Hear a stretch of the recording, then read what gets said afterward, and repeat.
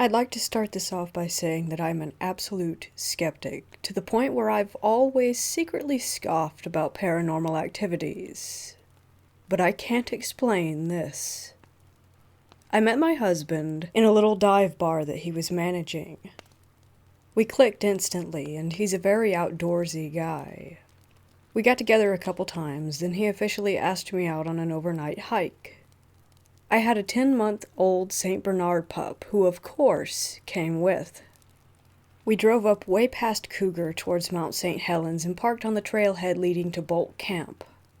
It's just a little shelter along the Lewis River about 5 to 6 miles in. We packed all our gear, and even a backpack for my dog, and headed out. I can't stress how beautiful that hike is. Massive Douglas firs covered with moss. Sometimes there were little wooden bridges crossing streams along the trail. My husband would always yell, "Watch out for trolls," when we crossed them. We got kind of a late start, so the sun went down and it was almost completely dark by the time that we arrived. There were so many hollow stumps the setting sun would shine through them, and they lit up inside. They looked like little hobbit houses with fires burning in their hearths. And the mushrooms, my God, there were bioluminescent ones that glowed green in the dark. It took forever. He kept saying that it was around the next bend, but it never was. We finally arrived and unpacked, and it was awesome. You can look up Bolt Camp online. It's a wooden 3-sided shelter. You'll even see my saint in one of those pics. A tree had come down on it at some point, and the pics you see of it partially smashed are how it was for us. It was still more than intact enough to sleep in, though. People leave stuff at Bolt Camp for the next folks. Someone had left half a bottle of scotch. We partook in that, and when we left, we hung a little baggie of weed from the rafters and some beer and water. Anyway, we made a fire and cooked steaks on rocks, got drunk, and fell in love. I fell asleep first. I slept towards the inside of the shelter, my now husband and dog toward the outside. It was late October, and while it was dry, it was very, very cold, and the fire refused to stay lit. Eventually, he fell asleep too. My Saint Leo kept growling into the dark, and they bonded over that. "What do you see, buddy? What's out there?" They were both asleep when I woke up. Thinking it was around 2:30 to 3 a.m., I was facing the back wall of the shelter. Then I saw it. A wispy, gossamer, cobweb-looking thing floating to and fro in the back of the shelter. It would flip and spin and turn over itself. It was so beautiful and fascinating. I wasn't scared. I really, really wanted to wake him up, but I barely knew the dude and was afraid he would think I was nuts. So I watched it until I fell asleep. Morning came. I never mentioned it. We fed the dog, ate a bunch of trail mix and cheese and sausage, and hiked back. I dropped him off at his place. Like I said, we fell in love that night, and moved in together a couple months later. We were reminiscing about our awesome hike when he decided to share something with me. I dropped him off that day at his house. That same evening, he was out on his porch having a smoke when he saw something. A cobwebby thing, turning over and over on itself, floating back and forth in the street lamps. He found this interesting. He watched it, and finally it settled into a clump of bushes. He went to take a closer look, and a pair of glowing red eyes materialized, and he decided that he wanted no part, and ran back indoors. This is a man afraid of nothing. Anyway, I obviously immediately told him about what I had seen, and how I was too embarrassed to share before. The similarities are just too great. It had to have been the same thing.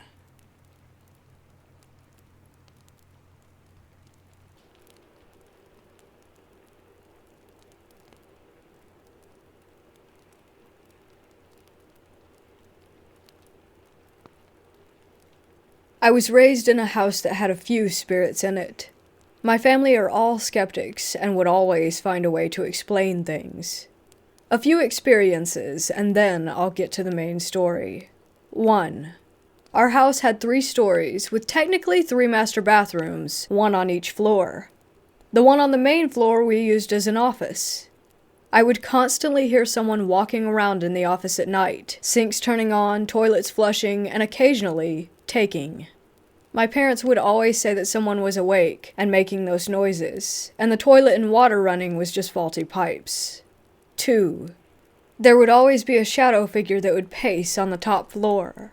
There was a balcony that overlooked the foyer, and I would usually see who I presumed was a lady in a dress, pacing back and forth. My parents just said that it was the shadow of someone outside. We were on a hill, overlooking all of our neighbors. I don't know how they thought this was possible. 3. I hated using the upstairs bathroom, which was my bathroom. I would hear talking and singing from that bathroom. When no one was home and I was in there, someone would bang on the door. One time I was showering and listening to music. I heard the banging sound so loud that it shook the room, and then the locked door swung open, and I heard a scream.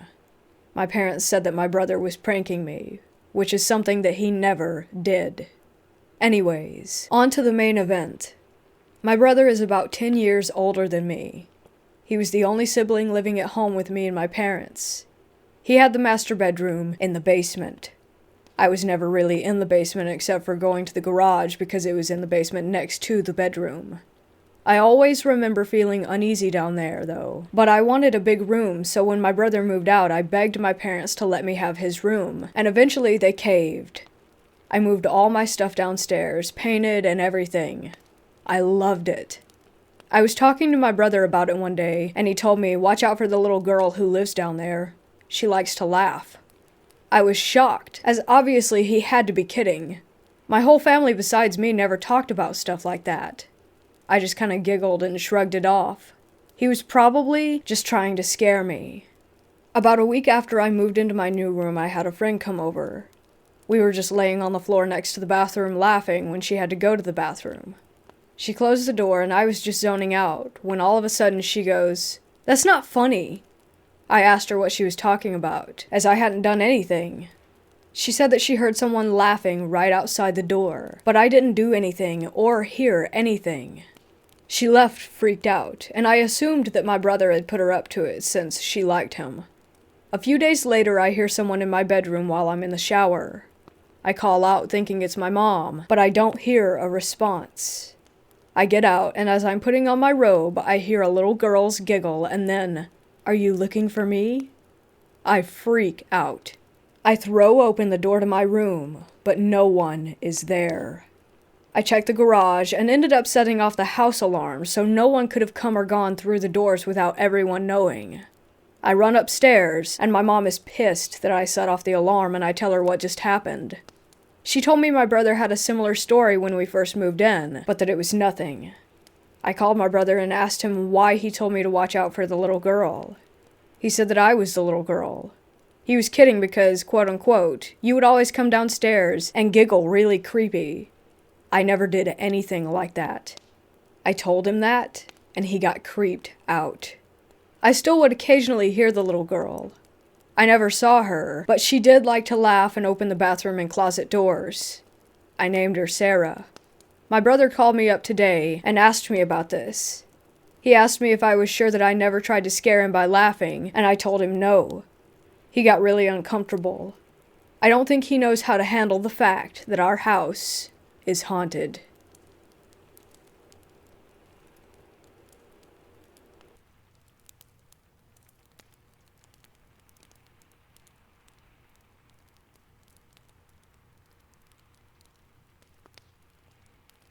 When I was younger, I used to be obsessed with ghosts and all sort of haunting shows.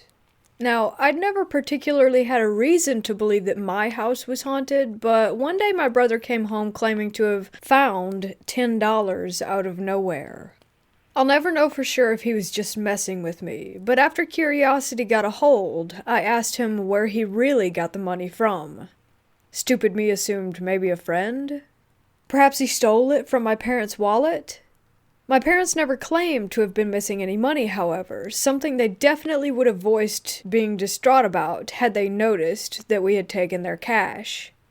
The story he gave me was that a young girl, maybe about the age of 7, had followed him onto the school bus that afternoon.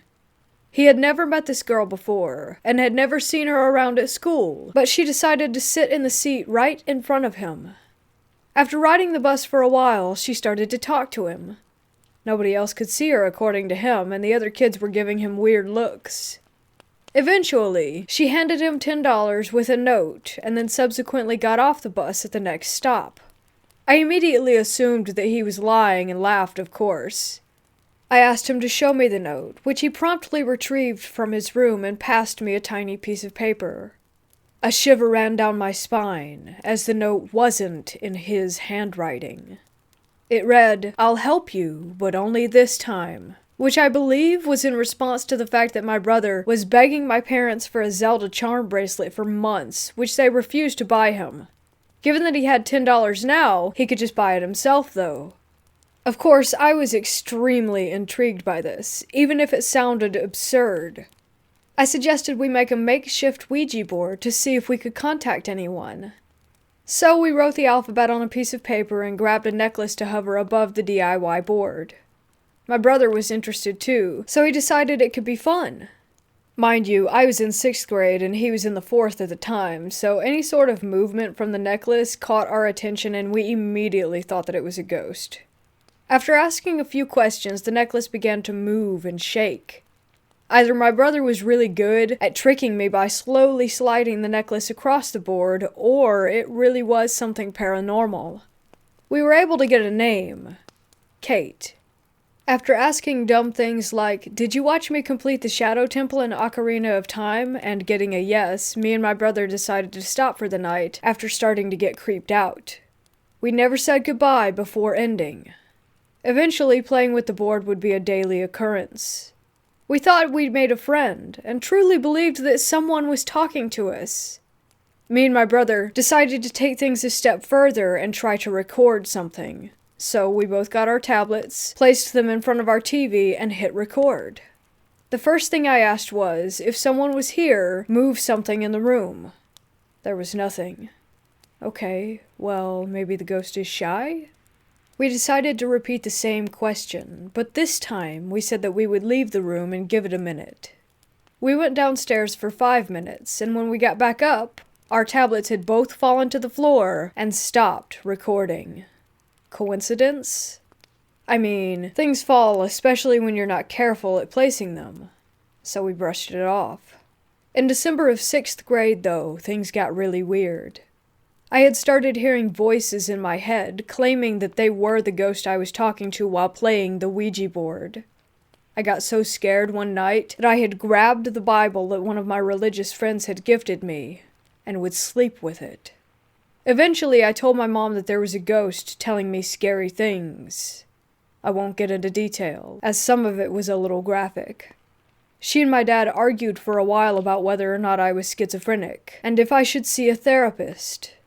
So, out of fear, I never told them that I was hearing voices again, but I would space out often, talking and having conversations with this thing that I believed to be a ghost.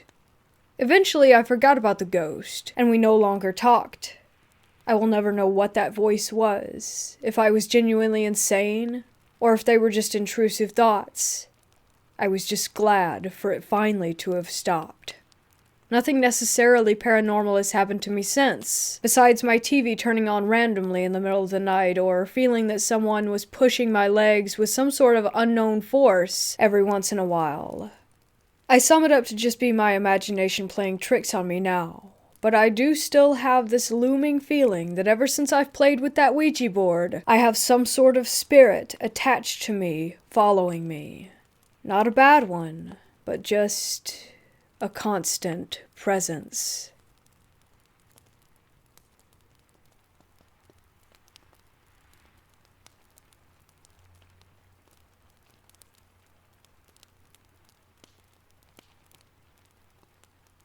My first visit to this hospital was in 2018. After searching for the address for a while, I came across one that looked accurate enough and went on my way to that lost place with a friend of mine. We arrived, astonished by the size of the complex. I didn't do a lot of research before that. I just knew that it used to be a hospital and was built during World War II, and by the address, it seemed legit. On our way down from the parking lot to the lost place, our excitement was growing, but so was our anxiety for reasons that we just couldn't ascertain. We make our way onto the complex at the part where the main entrance was before, and the air felt really dense. My friend felt the same way, but we brushed it off as just being a bit nervous, just ourselves, and we started to walk past some buildings at the entrance, completely focused and being amazed. At some point, my pulse must have slowed down due to me being focused on trying to take in everything I was seeing, because I noticed that it increased in speed when we reached the buildings where I suspected that the patients would have been. It felt like there was strong electricity in the air that made me feel even more uneasy. That's when we heard a door slam behind us at one of the buildings. We, of course, completely froze.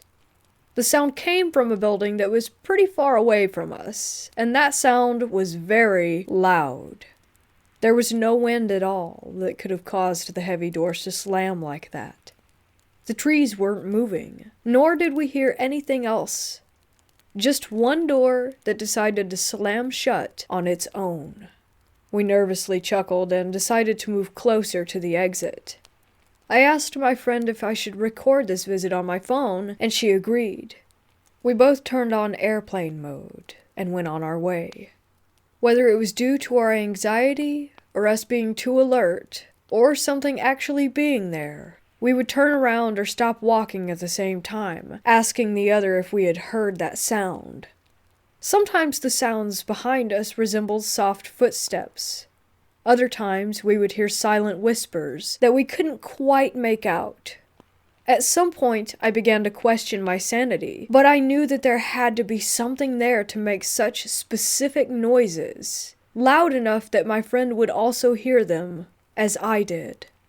As we were walking toward the actual exit, we stopped to look at one building and we heard a very, very loud bang behind us, making our walking become very determined as we made our way to the main street.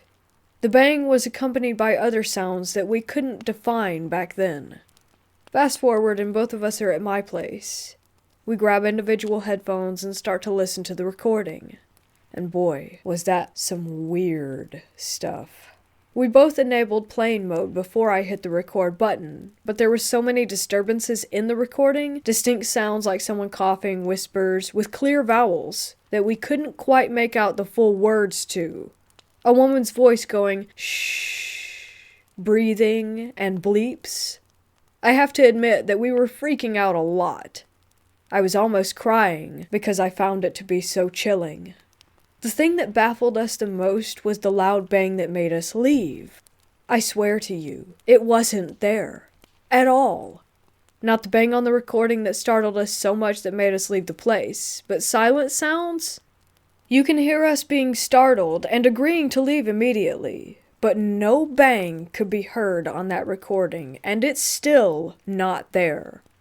I held my phone the exact same way that I had been since I started that recording. I didn't put my clothes against one mic. The mics weren't broken after a test recording that we did. So there should be a banging sound, but absolutely there is not.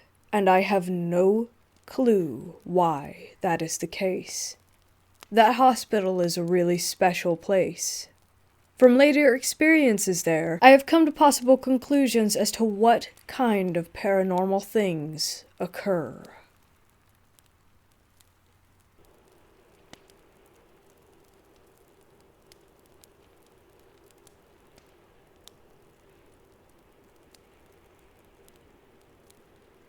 The house my grandparents owned when I was younger had a lady in the basement. At least, that's what I called her. My older sister called her the lady on the landing, because she only ever saw her on the landing to the basement. Either way, basement. I haven't correlated any of my personal stories with my cousins or siblings except my own.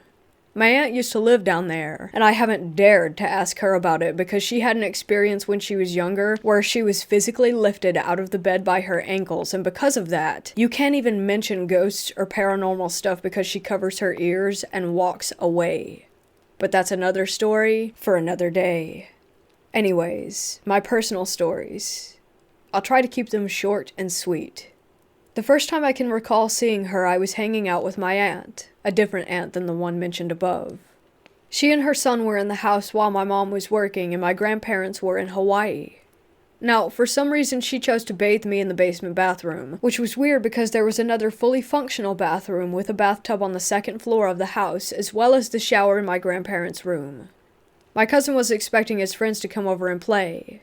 The doorbell rang, so my aunt ran up to answer it, but had my cousin stay with me. I was about 3 or 4 at the time, he was about 9, just to keep an eye on me. She called him up to go play with his friends, and as soon as he left the bathroom and was halfway up the stairs, the door slammed shut and the lights turned off.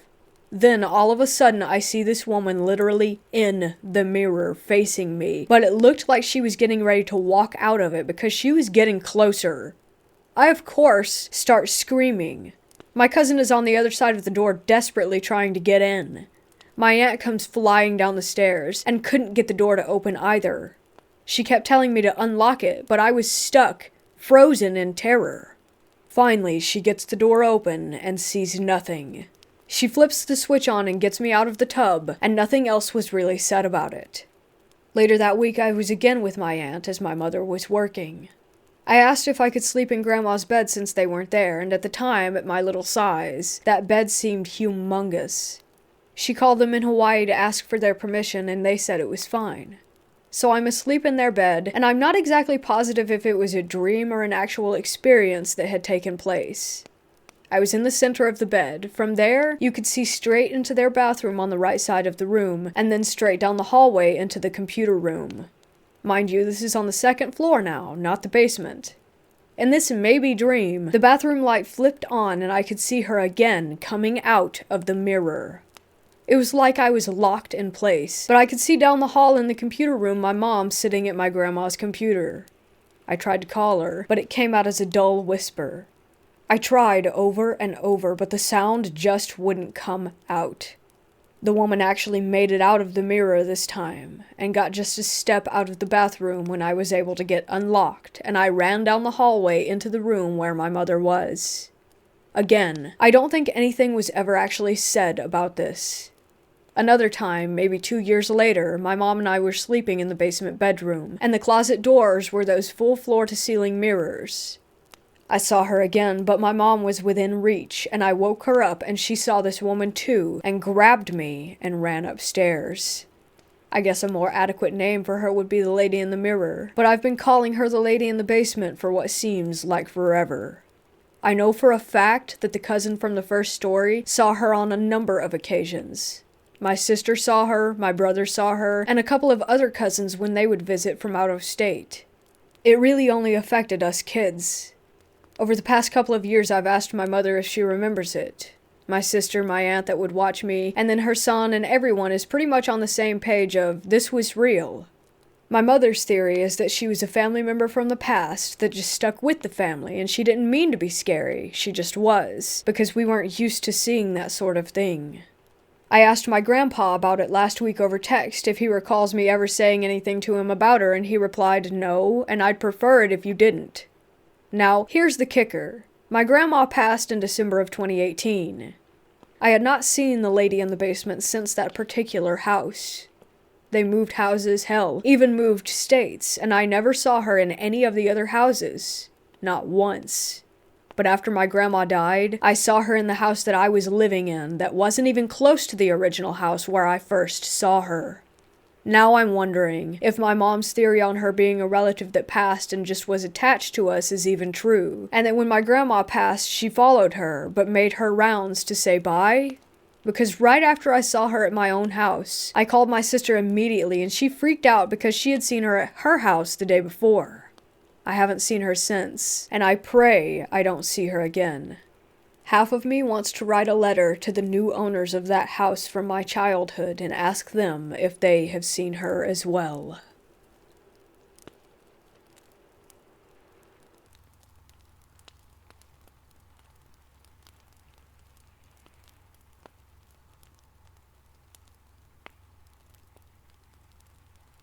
This happened on a hike up to Half Dome.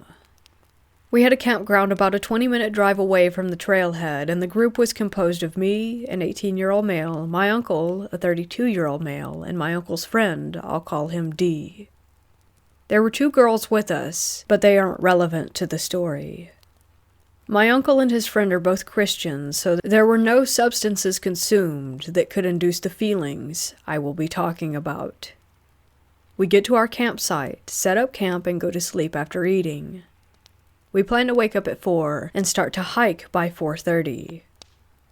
I randomly wake up at 3:30 a.m., like completely wide awake, and look out of my hammock, and I remember this odd feeling as if I was woken up by something.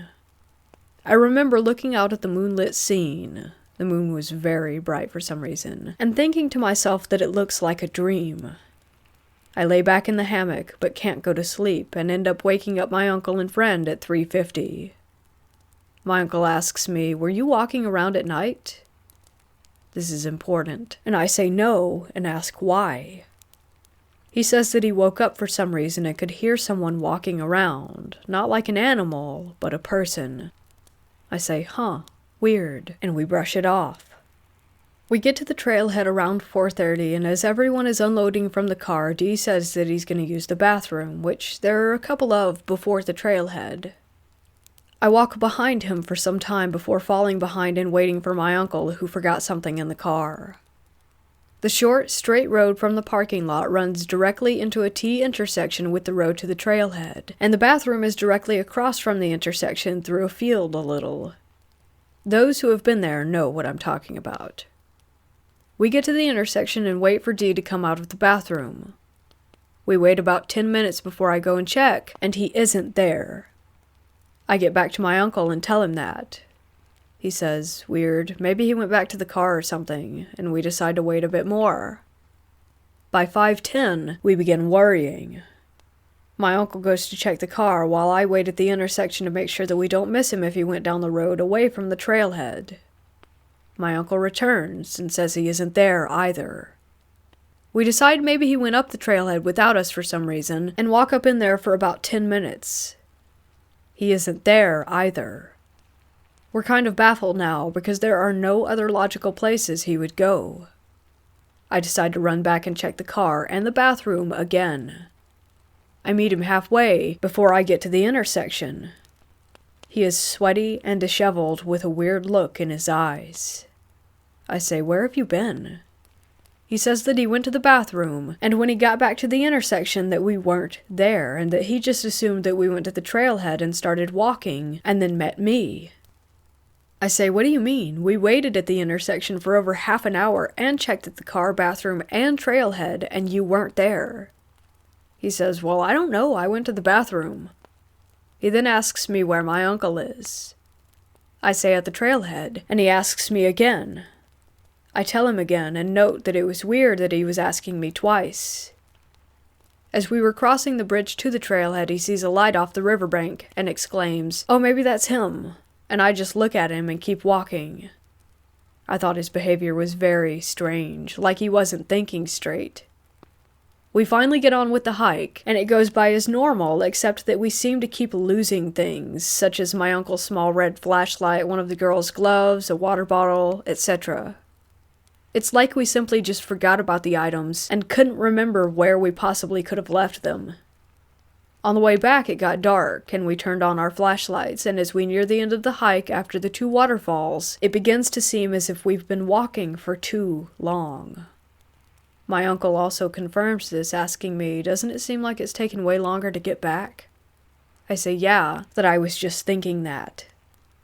We keep walking, but it still seems like we weren't making any progress. I've been on that trail many times, and as I was walking, I couldn't spot any of the familiar landmarks. It was weird.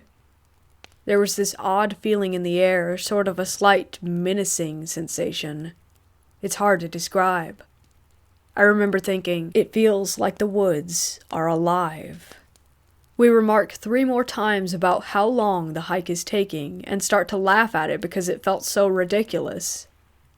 After a bit, we finally and suddenly find ourselves on the final stretch and make it back to the car. Now, all of this seemed odd at the time, but I just brushed it off. I only just realized how weird those events felt after we got home and my aunt asks my uncle, "Were you camping?" And he says, "Yeah, how did you know?" As we didn't tell them we were going since it was kind of last minute. She said that she had an odd dream where she saw my uncle in a tent in a forest somewhere, and there was someone outside of his tent. She said that she couldn't see who it was, but knew that there was a presence there. She says that she woke up around 3 and had the strongest urge to pray for him, and she did. My uncle kind of looks at me after hearing that like, "Are you serious?" I honestly don't know what to make of all of this.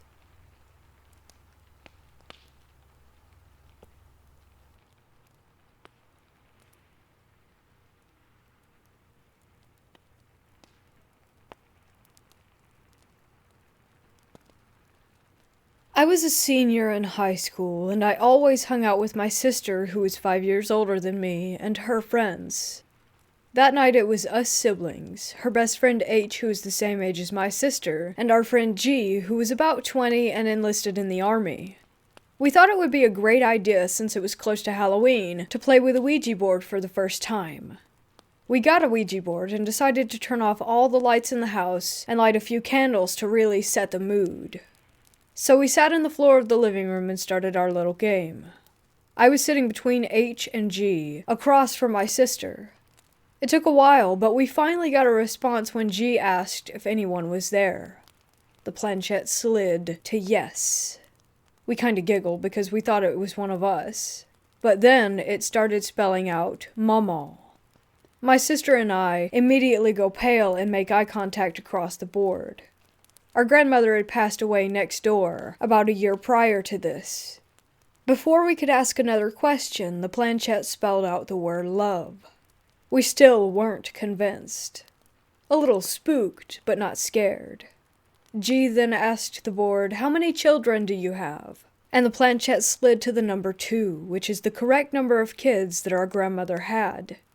It's important to know that G and H didn't know very much about our grandmother. They came into our lives after our grandmother had passed, so they never met her. The planchette then spelled out the words, "Roll Tide." Now, we live in Alabama, and my grandmother was the biggest Alabama football fan. She would watch every game. The Alabama football catchphrase is, "Roll Tide." My sister and I immediately begin crying because it just seems so unreal. And then the planchette starts moving again. This time it's sliding around and going to the word goodbye. I ask, "Do you want us to stop playing?" And the planchette quickly slides to yes. My sister doesn't want to stop. She asks, "But why? We want to ask you more questions." And the planchette quickly moves across the board to spell out the word bad. That was more than enough for me. I felt like if this was my mama, and she was telling us to stop playing, maybe we should take her advice and quit while we were ahead. She said bad. Did that mean that something bad would happen? Or that doing that was bad? With the Ouija board? I don't want to find out. But after trying to convince my sister and friends, it did no good. The planchette keeps circling the board and going back to goodbye over and over again. Finally, everyone says goodbye because it's clear that nothing else was going to be discussed. But then, for some reason, I was talked into participating again. This time, when something answered us back, the planchette moved across the board even faster. But it was between 2 letters only. Z-O-Z-O-Z-O. And that's all it would say. I don't know what the others felt, because we really didn't talk about it much. But to me, it felt like the room became colder. It was then unanimous that we did decide to say goodbye. We were shaking. Whatever we had just spoken to didn't feel right. My sister and I decided to sleep in the same bed. I remember lying in bed and being huddled together and just looking around the room. Every sound made me jump. I swear I could see dark humanoid figures all around. Maybe it was paranoia, but I definitely did not sleep at all that night. I kept thinking about how Mama or whatever was imitating her had said bad, like it was a warning. My sister ended up getting rid of the board shortly after. I'm not sure what she did with it. I know her and some other friends tried to play with it again in a very old graveyard near our house with graves that dated back to the 1800s. While they were playing, they heard what sounded like footsteps in the woods around the graveyard, and what sounded like scraping on one of the headstones. I don't plan on touching another Ouija board again.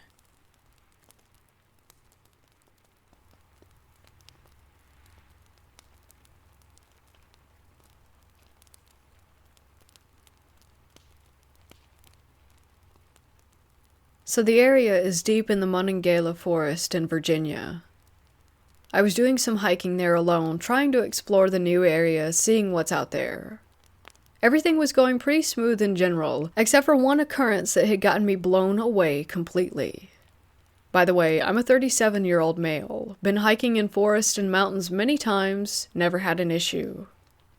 Anyway, so I'm walking in the forest. It was around 4 p.m. I was alone. I had everything on me, including a radio beacon, compass, GPS on my phone, and smartwatch. So as you can see, taking my precautions in case I get lost, so that I can figure out my whereabouts and get back. I also even had printed maps on me. While walking, I all of a sudden felt some sort of weird, very weird quietness. As if you know it was the vacuum. No birds chirping, just quietness. And what's extra weird about it was that it was so quiet that I could hear the humming in my ears that you sometimes get to hear in total silence. I'm thinking, okay, quite odd. First though is that there might have been a predator in the vicinity, so I was trying to keep an eye out for that. I did carry something to protect myself with just in case I got attacked. Anyway, I just keep walking. No predator, but the quietness was just there. It's strange. I did not even see any birds anymore, just trees. I also noticed that the weather started getting worse, it became cloudy in an odd way. I don't know how to explain it. Long story short, the weather got bad pretty much out of nowhere. At this point, I kind of started feeling I don't know how to describe it, I guess uneasiness. I decided to go back, and here's this. All of a sudden, the GPS is out on both my phone and my smartwatch, and the compass is spinning as if there's a magnet close by or something like that. That got me very concerned because it pretty much means that I can't find out where to go in case I get lost. I started walking back. None of my navigational tools are working. I'm kind of still going back, just kind of orienting myself by the way that I came in. All of a sudden, I see the clouds above are really bizarre. It's like most of the clouds are weird and grayish in color, but they're not like clouds, but more kind of like fog, which is really way up. Then there was another cloud kind of surrounded by gray clouds, which was black. I've never seen a cloud look like that before. It was almost like the night sky. Then the craziness happened. All of a sudden, I hear music. Like a town clock bell or something like that, doing it every 10 seconds or so. I don't know, at the time I just got scared, really freaked out, and I just started running very, very fast back where I had come from. I was sprinting, and then eventually I noticed that the weather got better. It was no longer cloudy. The clouds weren't in fact visible anywhere near. I looked at my compass and GPS, and it was back up. I was, in fact, headed in the correct direction. After that, I just went back to the place where I had parked and left. Later that day, I looked up the weather forecast for that area. There wasn't supposed to be any cloudiness anywhere. It was supposed to be a sunny day with only sporadic clouds. I told my story to my buddies, also hikers. They say it might have been that I could have maybe fallen and maybe had a dream of that, but I don't think so because I don't remember falling or having a dream. Anyways, it's kind of a weird story. Maybe there's a logical explanation, but I don't know.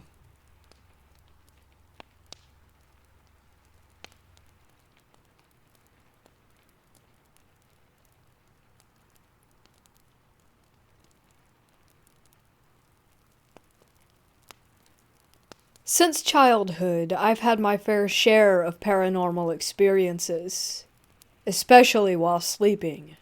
I've had one particular entity visit me in my dream for 1 year when I was in a different house. Never seen that entity again once I moved, even though I lived in the same area. Just a lot of weird stuff like this. But last night, I had the weirdest experience of my life. I was sleeping in bed with my wife, and I dreamt that my wife kissed me and went under the blanket.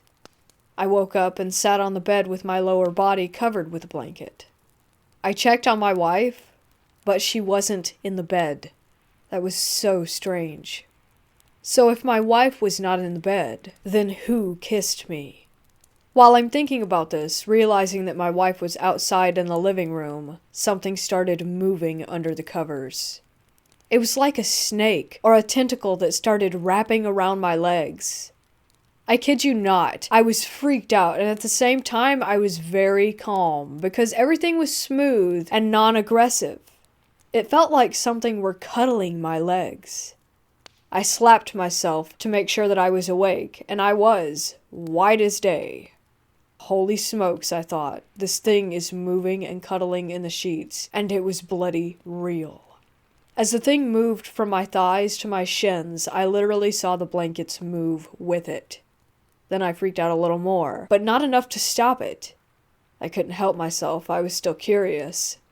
I kept sitting on my bed while the thing moved to my shin. I felt it wrap around both my legs and just stay in that position, like a ghost hug. I moved my foot up and down, just to check to see if this was anything like sleep paralysis, but it wasn't. My foot was fine. Everything was moving. I was moving. That thing was moving, and I was wide awake. But now it was getting really freaky, and I had to get out of it. I slowly pulled the blanket off, and whatever that was, I couldn't see. It slowly unwrapped and went away. I got up and went to my wife, told her the story, and we came back to bed. We woke up the next morning, and here I am, still freaked out, hoping that it was an act of love by whatever, and nothing more.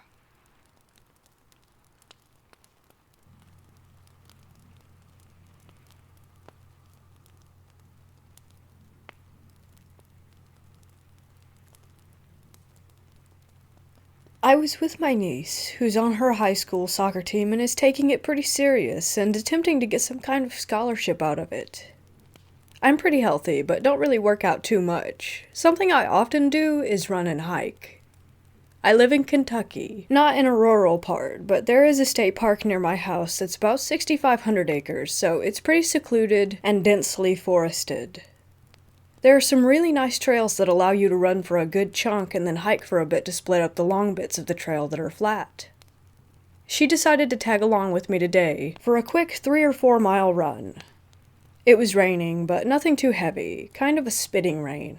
Nothing we couldn't handle. We got up to the peak of this one hill, and it had been about 2 miles or so according to our phones, so we decided to turn back and head back to the car. As we were headed down the steep side of the climb, we were walking pretty slow, making sure that we didn't lose our footing, when out of nowhere there was the coldest chill that came up from behind us once we made it about halfway down. At the time it happened, we both commented on how cold it was on our backs, but didn't make too much out of it and went on with our conversation. In these woods there's some wildlife like small deer and I believe maybe some coyotes, but they tend to stay away from the paths. At least I've only ever heard them in my many years of coming here, never once seen any more than a few footprints. Once we got off of the hillside and hit a stretch of trail that was flatter ground, we began to pick up the pace when a deer darted across the path maybe 10 yards max in front of us, causing us to stop in our tracks. The first deer was then followed by 3 more, and not one of them even so much as looked our way. My niece looked at me puzzled because of the oddity of it. and to me they were acting as if they were running from something, a predator of some sort. Once they had gone, we started back with our run, and we heard a noise behind us. A loud booming sound of something of substance falling to the ground from some height. When we stopped and turned, we saw nothing. No animal scurrying away like one would expect after a substantial noise in the wilderness. In fact, everything was calm, eerily calm. Just as we looked at each other to ask what the hell that had been, there was yet another cold wind gush through the valley, pushing all the rain off the leaves surrounding us and soaking our sweatshirts. I was starting to freak out inside, but was doing my best to stay calm for my 17-year-old niece. I'm pretty sure she could tell, though, that I was freaked out.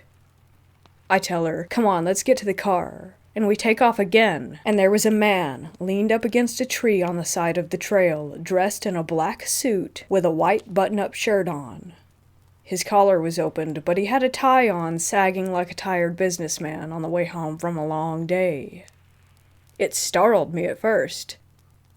I was not expecting to see anyone for a few reasons, one being that we were at least a mile away from any parking lot or street, another being that we had never heard or seen him coming, and the stretch of trail that we were on was flat and open for a good half-mile.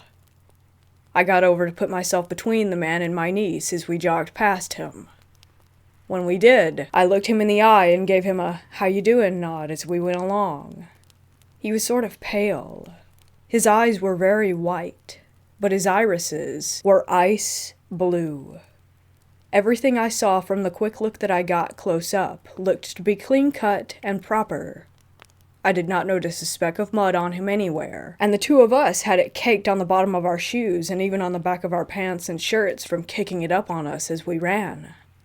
We had to get to the top of another hill, smaller than the last, but still quite the hike. Once at the top, I took a quick look behind us, and he had seemed to vanish without a trace. Now, with having the vantage point of the hill, I could see out past the trail and see most of the trail that she and I had just come from, yet he was nowhere in sight. I scanned the sides of the trail, and still nothing. My niece asked me who that guy was and why he was out so deep in the woods wearing a suit. Questions I simply did not have the answers to. We made it back to the car with nothing else out of the ordinary happening to us on the trail. As we got to my car, I pulled the keys from my pocket and unlocked the doors from maybe about 10 feet out. Walking up to the only car in the entire lot, I noticed muddy footprints coming away from my car from the driver's side. Weird, considering I had no mud on my shoes when we got there. But there are trails leading up to the lot, so I figured maybe someone had came through before we got there and I just didn't notice. However, when I pulled the handle to open the door, it was also caked with mud underneath, as if someone had been attempting to open my door with a muddy hand.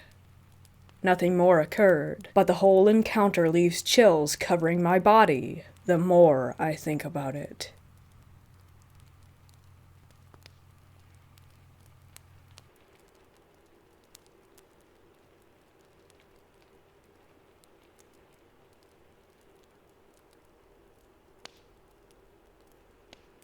When I was about 12, I'm now 23, I lived in a relatively large, run-down house. I don't know much about its history, but I do know that it was built in 1936, based off of a newspaper that my family found in one of the walls during a renovation. I believe it had about 17 separate rooms, a fact that I was obsessed with when I first moved in. I just liked counting things. These rooms included 2 basements. One was right near the garage with an old door that went down to a concrete cellar where you could access some of the ducts to the house. And there was one within the house that held the laundry room and a storage room. My bedroom and the bedroom adjacent to mine both had crawl spaces going into the walls, 2 of which I covered with dressers. The house often gave me a sense of unease because of the sounds that it made due to it being old, combined with the fact that we couldn't afford heating it all winter, so there were blankets and plastic wrap in all of the windows, constantly making it very dark. Being alone in it was just scary for some reason. I could never shake the feeling of something looking over my shoulder when I was there alone, especially causing me to act like a fool and yell out at nothing while home alone sometimes. Honestly, I'm not sure what caused that, but I'm sure that it had to do with the level of darkness within the house, due to there being no natural lighting and my tiny adolescent brain conjuring up demons just because the house had been settling or something of that sort. One day, I was heading downstairs to do the laundry, and after I was done switching everything over and grabbing the laundry basket, my attention got caught by a large tank of some sort on one of the outer walls of the laundry room. I'm not sure what it held. It wasn't a water heater, but it may have been some sort of reservoir back in the day.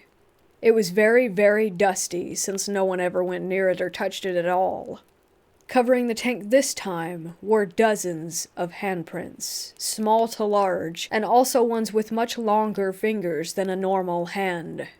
I'm not sure if it was due to dragging down, or the hands were just like that. It sent me into fight or flight immediately. I sprinted up the stairs and stayed up there for the rest of the day. It really bothered me trying to think of what could have caused the unnatural-looking, long-fingered handprints. I scared myself a lot thinking about it. Recently, I moved into a new apartment, and in the garage there are a few black handprints that I don't remember being there when we moved in. This could just be because I never noticed them, but I swear they were never there, and one day recently, they had just appeared. It brought back my memory of my old house and the fingerprints in the dust, hence my post here. It makes me a little uneasy, but not much else can be done about it, I'm sure. This event has stayed with me through the years, and I thought I would share it to see what others outside of my perspective think. I'm not really sure, though I have had many more experiences to do with that house in the following years of my life.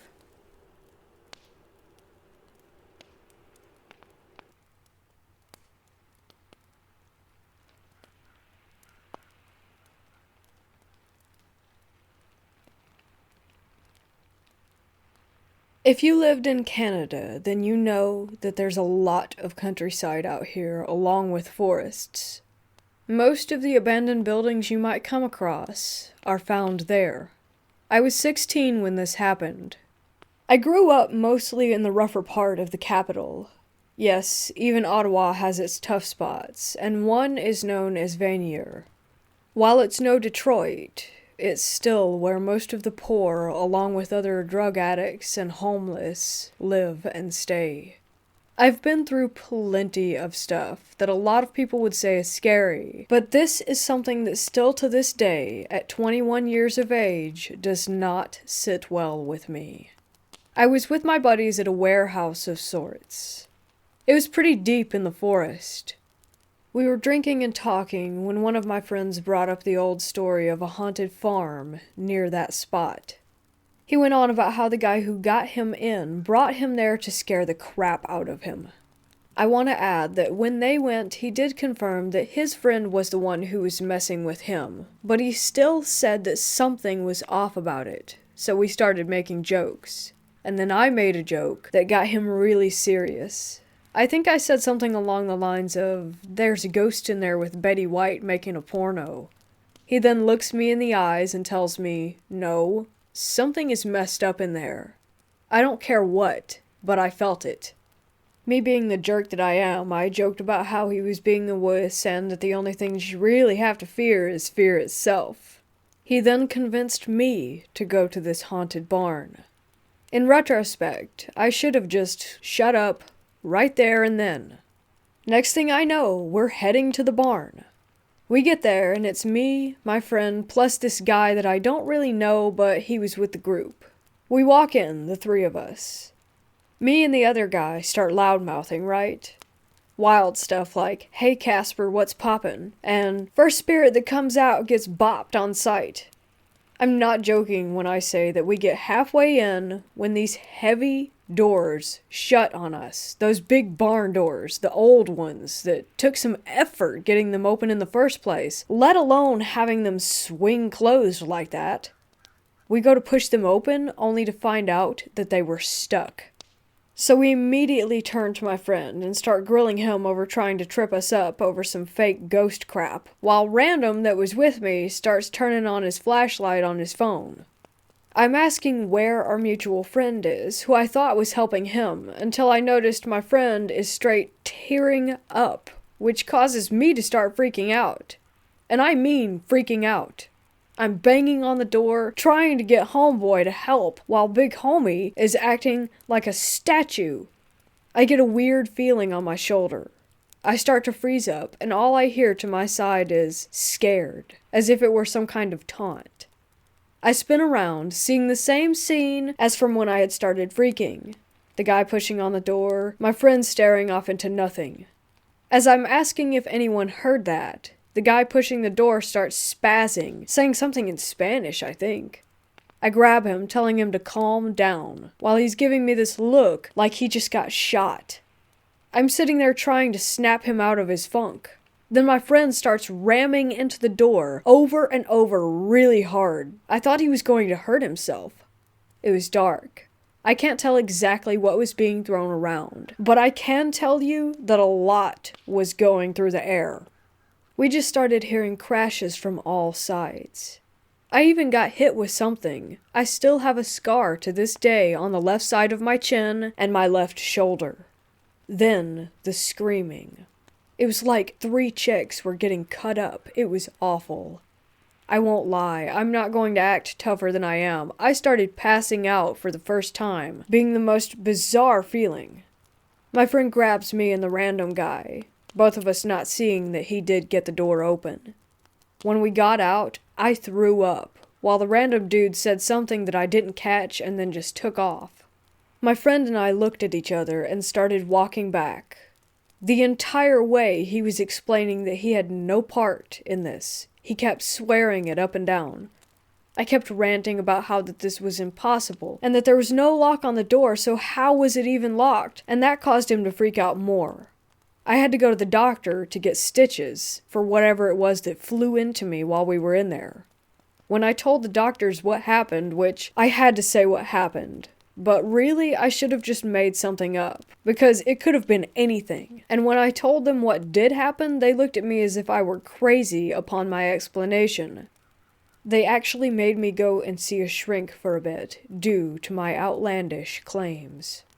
After a while, they let me off the hook, thinking that I wasn't crazy. All I know is that I was sober that night. Last time I checked, 2 beers don't make you trip out. And random dude is refusing to tell us why he was screaming. Now, for a bit of comparison, when I was 15, I had a shotgun pointed at me and then pressed into my stomach, being threatened that they would pull the trigger. But that's simple. I'm about to get blown up, and that's gun plus angry dude equals body. But that night, I could not explain, nor could I control, or fight back. That night fills me with a terror that has changed my life. And I see how rooms and dark places that I didn't know what was happening or how to react to or defend are the reasons to this day that this was one of the most horrifying experiences I have ever had. Don't get me wrong, getting a gun pointed at me got me on the path where I'm trying to change my life. But I can't change not being able to walk in the dark around my house and my refusal to be in dark rooms.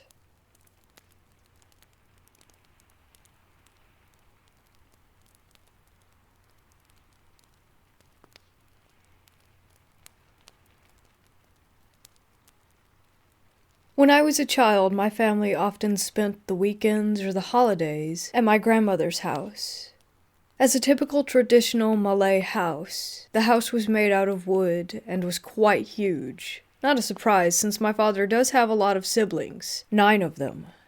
It wasn't just my immediate family.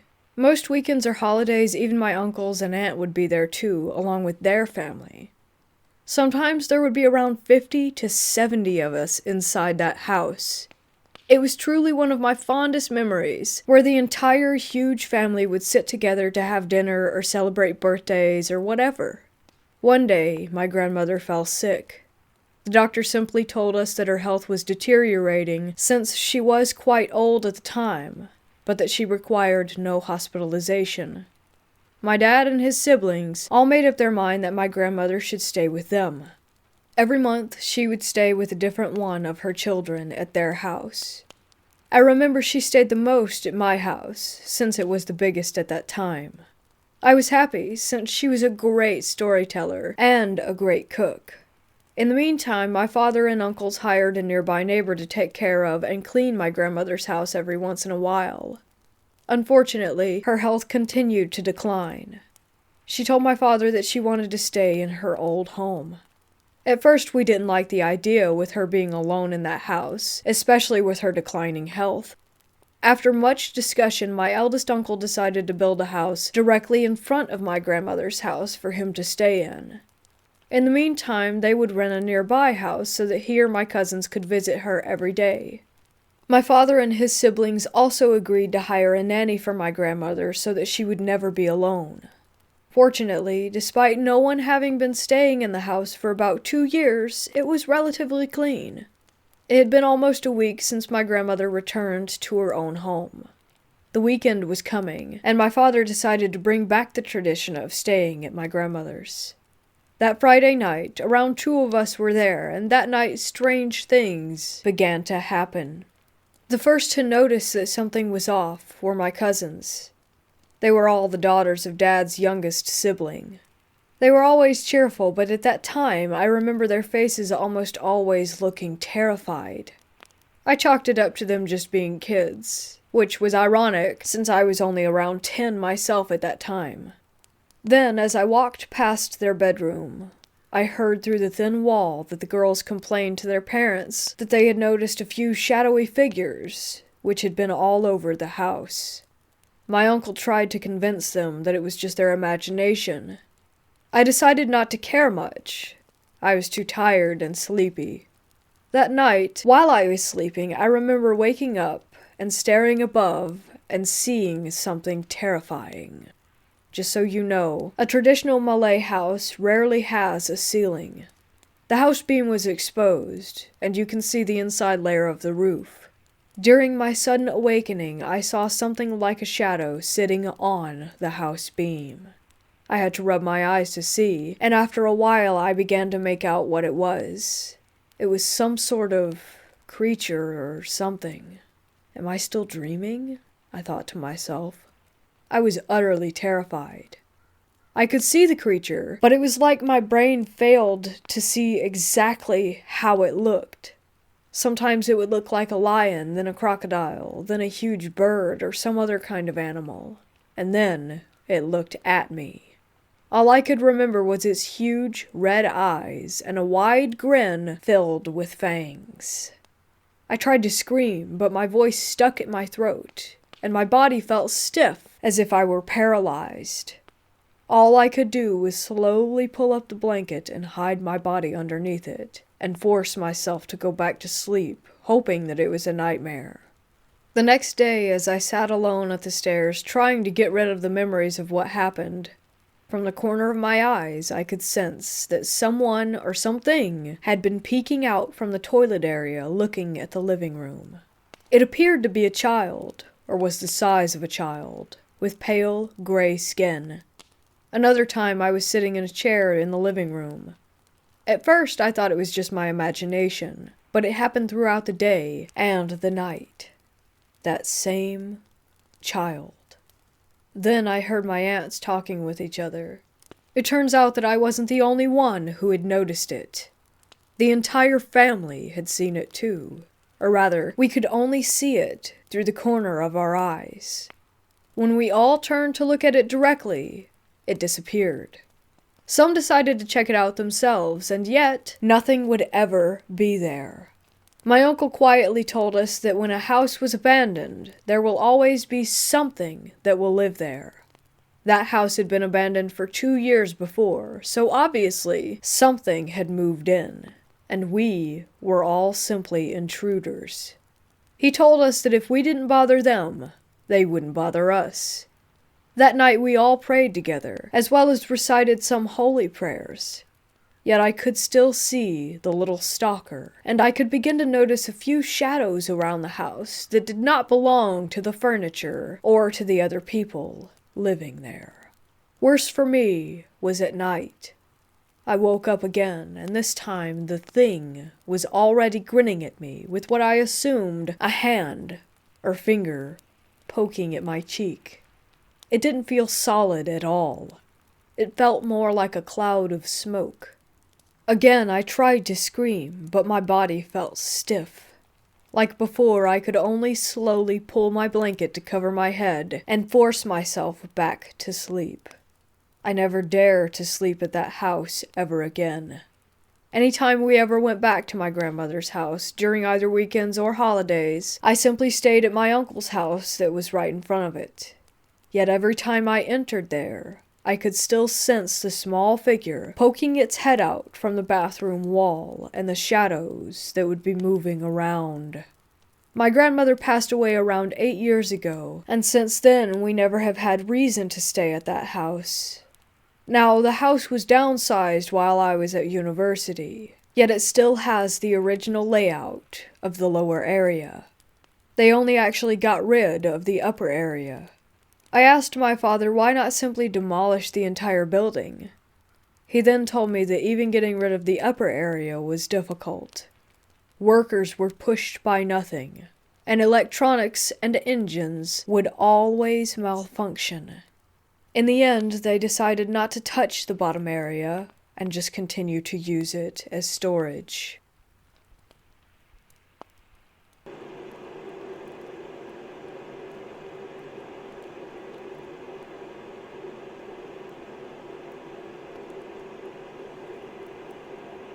Although I've had several paranormal experiences in my life, I was always a skeptic. I try to debunk my own experiences, like, what if I was just tired? There must be a logical explanation. However, this experience made me a believer. A few years ago, I visited my friend who lives abroad. We decided to go inside an old amusement park that had been abandoned years ago. As a kid, my friend had visited the place every week, so it was pure nostalgia for her. We snuck through a hole in the fence and entered the park. The place was taken back by nature, mostly overgrown and with small, swampy little puddles everywhere. We were nervous about snakes hiding in the grass, and about the big pack of feral dogs roaming the property. But the paranormal hadn't crossed our minds. Upon entering the park, the dogs barked at us, warning us to leave them alone, so we avoided the area where they were and went on exploring. We seemed to be the only people there. After a good 30 minutes or so, we stumbled upon an empty karaoke bar. The place felt off somehow, not like the other buildings we encountered. My friend explains that this building is not what it seems. Karaoke bars in her country are often a cover for alcohol consumption, which was illegal back then, and prostitution. She doesn't recognize the place, which is weird since she spent a big part of her childhood at the park. We figured that it must have been a bit hidden away from the crowds, since it was most likely linked to illegal activity. The moment that we entered the building, my attention was immediately drawn toward a creepy door with a broken glass panel. You could see that there was nothing on the other side, but somehow the darkness behind the door seemed more solid than the door itself. I stared at it for at least a good 15 seconds before I tell myself to stop freaking out about a door. While we explore the first floor, I hear footsteps right behind me. Thinking it was my friend, I turn around, ready to make a stupid joke about her creeping up on me, but she isn't there. I see her at the other end of the room, at least 8 meters away from me. I chalk it up to weird acoustics and don't tell her about it. Do you know that feeling you get when people are staring at you? That's how the second floor felt. It was as if we had walked into a crowded room, except that no one was there. Like on the first floor, the darkness of some unlit areas somehow seemed too dark, more solid. I became increasingly nervous, but I didn't tell my friend since I didn't want to sound crazy. Soon, my friend stopped in her tracks and said that she wasn't comfortable exploring any further. She later described that room as a quote-unquote black hole. She recalls feeling as if all her movements were slower than normal and as if her brain were foggy. This was right above the door that freaked me out so much. Back on the first floor, we feel silly for even being that nervous, and we try to overcome our fears. I decide to open a door adjacent to the freaky door, which was easier said than done. The door was stuck, and I had to put my weight behind it to get it to open. We caught a glimpse of a small storage room before the door was slammed shut again. We almost made a run for it, but since we stubbornly didn't want to give in to our fears and be wusses, we took a few more pictures of the room before we left. Once outside, we rationalized it by saying that it must have been some sort of animal, a stray dog maybe, but we were not convinced. Opening the door took some strength, so what animal could have closed it with such force? There was barely any space between the open door and the wall, so I doubt that it could have been a person hiding there. We talked for a bit to lighten the mood, and we feel braver now that we're outside again. We decide to visit her favorite attraction next, the pirate ship. In the past, it would swing back and forth, but now we couldn't get it to move no matter how much we tried. We both pushed against it with our full body weight, but the ship just wouldn't budge. We take a few photos while we chat about my friend's memories of the park. All of a sudden, the pirate ship begins to move. Slow at first, so slow that I thought that I had imagined it, but then it started to swing more clearly. Since we don't feel the creepy vibes that we felt at the karaoke bar, we decide to stay and watch. After a few minutes, my friend remarks that we should head back soon, since she wouldn't want to be in this place after dark. Immediately after those words left her mouth, it got darker, as if it were suddenly twilight. Remember the dogs who barked when we entered the park? They had been quiet since they realized that we were not a threat. But now, they go wild, barking and howling in the distance. My friend and I don't hesitate, and make a run for it. We run through the dark, overgrown park while the dogs go crazy. It was surreal. Once we reach to the hole in the fence, we crawl out as fast as we can, and suddenly, we feel safe again. I swear, once outside, the sun was shining bright. We looked up to see if it was just a well-timed cloud that had moved in front of the sun, but we couldn't see anything. To this day, my friend is convinced that something told us to leave, since it got dark right after we decided to go home once it was getting dark. I don't believe in these kinds of theories, but feeling-wise, it genuinely felt as if we had went through some sort of gateway when we entered that area. As if it was its own little world. The contrast was just that big. Back home, we talked about our experiences. Apparently, we both felt uneasy in the karaoke bar long before we actually voiced those feelings.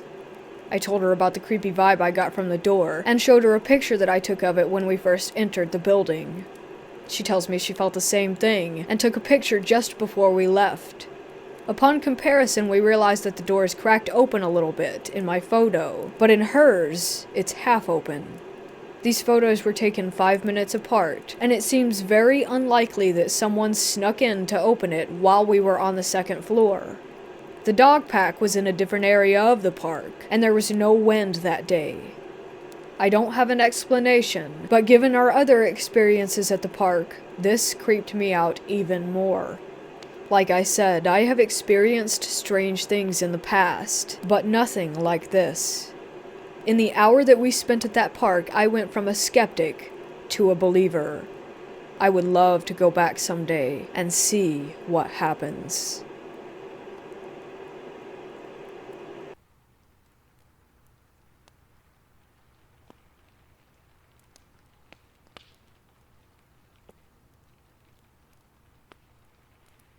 I had a weird series of encounters as a child in my hometown that I have since moved back to, and I just chalked it up to sleep deprivation mixed with having a vivid imagination. This first one happened when I was really little. I'd say in 2004 maybe, 2003? I suck with dates. This was one of the first experiences that I had, and it's pretty fuzzy. All I really recall is being at the top of a flight of stairs and jumping down the whole thing, almost as if I could float down. I looked back on this one and I thought that maybe I had fallen down the stairs and just didn't remember. But in that case, I would have gotten a ton of scrapes and bruises because it was a big wooden staircase. Likely not related to the other experiences I had, but still, weird. There was some weird stuff in between these two, but I'd rather just get to the meat of it. Anyways, here's the biggest one that really bothers me. When I was in middle school, I was incredibly rebellious and decided to try running away from home in the fall of 2014. I got up in the middle of the night and just decided to walk straight down the road. Not sure what my plan was there. Anyways, I ended up following the highway until I ended up around Thunderbolt, east of where I lived, and was stupidly proud of myself for not chickening out, and that I'd stopped crying. Anywho, I wandered some more, hopped some fences amid my adrenaline high, and ended up in these dense, really trashy woods. I started thinking over things, and crying again. Then I heard what sounded like my mom calling out my name from up on the highway, and instinctively ran away from it. I remember looking up to the highway and just seeing a person go limp and fall off the side and under the overpass in my direction, then start running toward me on all fours like some kind of creature. It was super dark, and I couldn't make out any features at all, and I wasn't interested in getting closer. So I just ran like the damn wind until my legs were shaking and I sat down in the underbrush. I was resting for a bit and still shaking and crying and all that. Then I heard my mom calling my name again.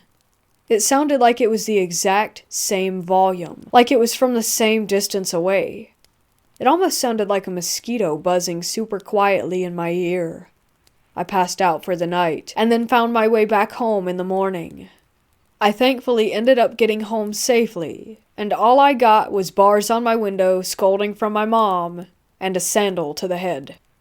Oh, and sleep paralysis just about every night of my life since.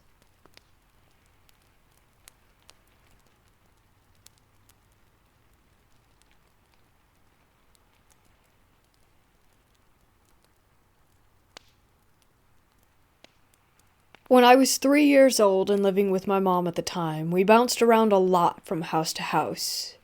We ended up moving into a house that was just a few blocks away from my dad. I just want to state that these are my very first memories. I don't remember anything before this house. That's how traumatic that it was for me. But I'll do my best to explain these experiences in an adult version because I was 3 at the time and still hadn't learned to talk very well. So we move in, and I don't remember anything out of the ordinary happening right away, but soon I would start seeing this red man or bad man or fireman. My mom told me that's always what I would call him, because I have very little memory of what I would call this thing. I vividly remember it wanting to hurt me. I don't know how I knew, but I knew that I wasn't safe every time I saw him. Sometimes he would chase me down the halls or come through the walls, and I would run to my mom trying to explain what was happening. My mom said that I would run up to her crying and shaking, saying that the bad man was trying to hurt me. This thing kept going on, and eventually something else started happening. Every time this red man would try and hurt me, this new entity would show up. I say entity because I couldn't tell its gender, and I don't remember it having a face, but it was like it was a glowing ball of light that would chase away the bad man every time he was around. This went on for months before I finally moved in with my dad. Because I was so scared constantly, I actually developed a stutter and my whole body would tremble. One day while living at my dad's, I was drawing and my mom asked if I could draw what I was seeing. I was drawing in a coloring book, and one page had an angel on it, and I started drawing circles around it because I couldn't actually see what it was.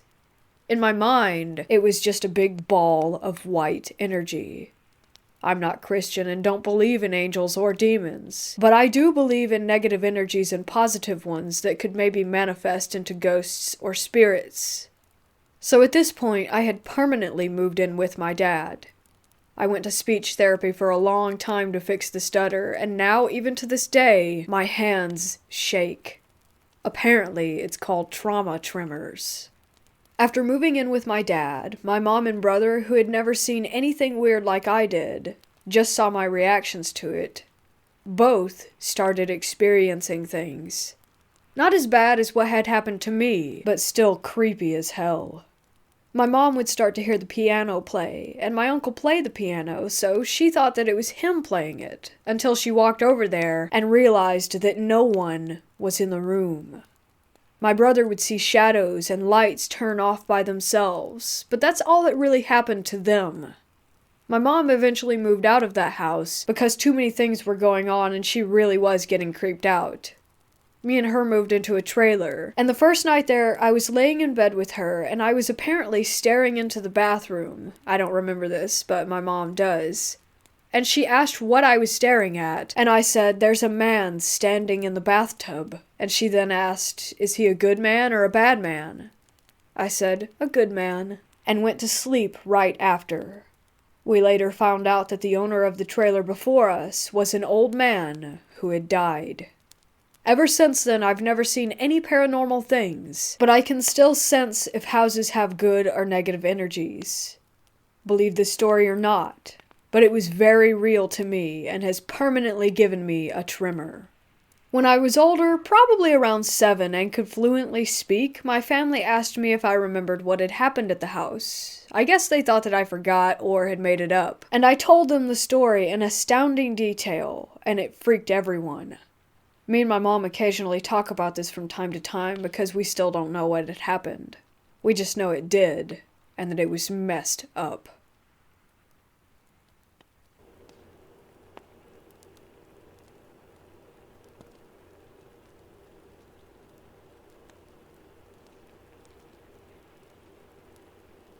I live in the basement of my parents-in-law's house, and my wife never goes down to my room. I'm almost always in there alone. Since I've lived there, a few things have been happening that I dismissed as ventilation or something or other, such as my door slowly creeping open. Frankly, I wouldn't even have noticed something opening if it weren't for the green indicator light of something I have plugged into the wall outside my room. At night, if I have to leave my room, I exit and make an immediate left and dip into the bathroom. I can almost always sense an entity in the living area or bar area of the basement. This feeling is compounded when I exit the bathroom and my reflection appears on the wall of our sliding doors. Sometimes, I do not have a face in my reflection. I quickly re-enter my bedroom and shut and lock the door. Some nights there's a knocking from within my mattress that wakes me up, usually between 3 and 3:15 a.m. I have no way of dealing with this other than risking it and fleeing upstairs to my son's room. My son, 3, has autism and frequently says, "That's scary," over and over in the basement while looking toward the bathroom and living areas. The light switches that I have access to when leaving the room frequently cease to function right when I need them, or will flicker out almost violently as I'm on the staircase halfway up and out of the basement. I can hear rustling in the middle of the night sometimes as well, and I occasionally convince myself that it's just a mouse. Lately, this has graduated to the sound of footsteps in the ceiling in the middle of the night. Most recently, when I heard these footsteps, there was no one home but me, and I searched the house wielding a knife for an intruder to find no one home. I think that this entity is aware that I know it exists, and I interacted with it via the mirror once, and it contorted my face.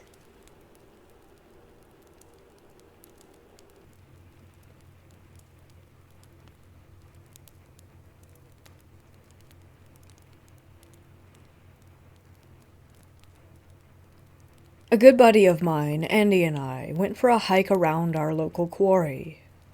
We took a trail that we hadn't taken before.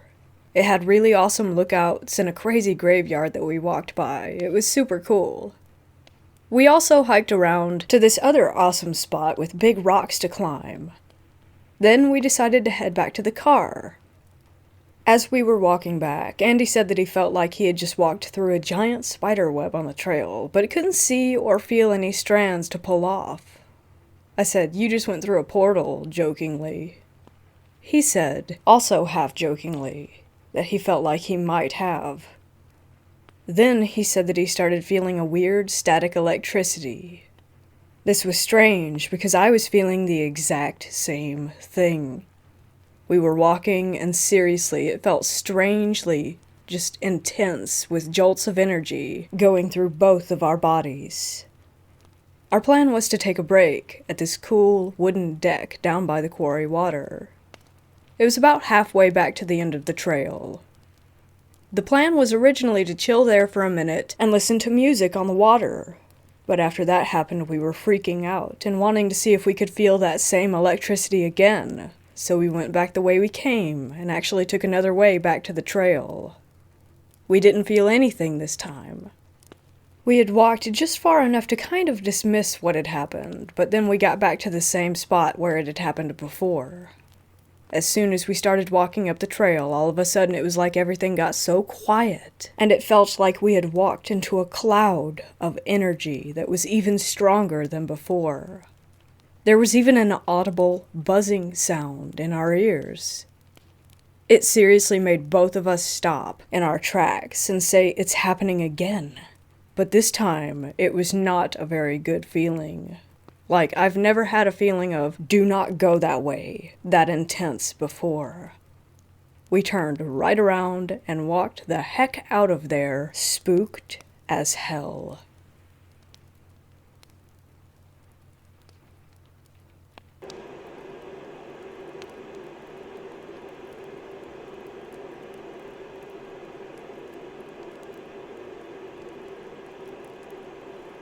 Not very far from my home, there is an abandoned place, which is my hideout.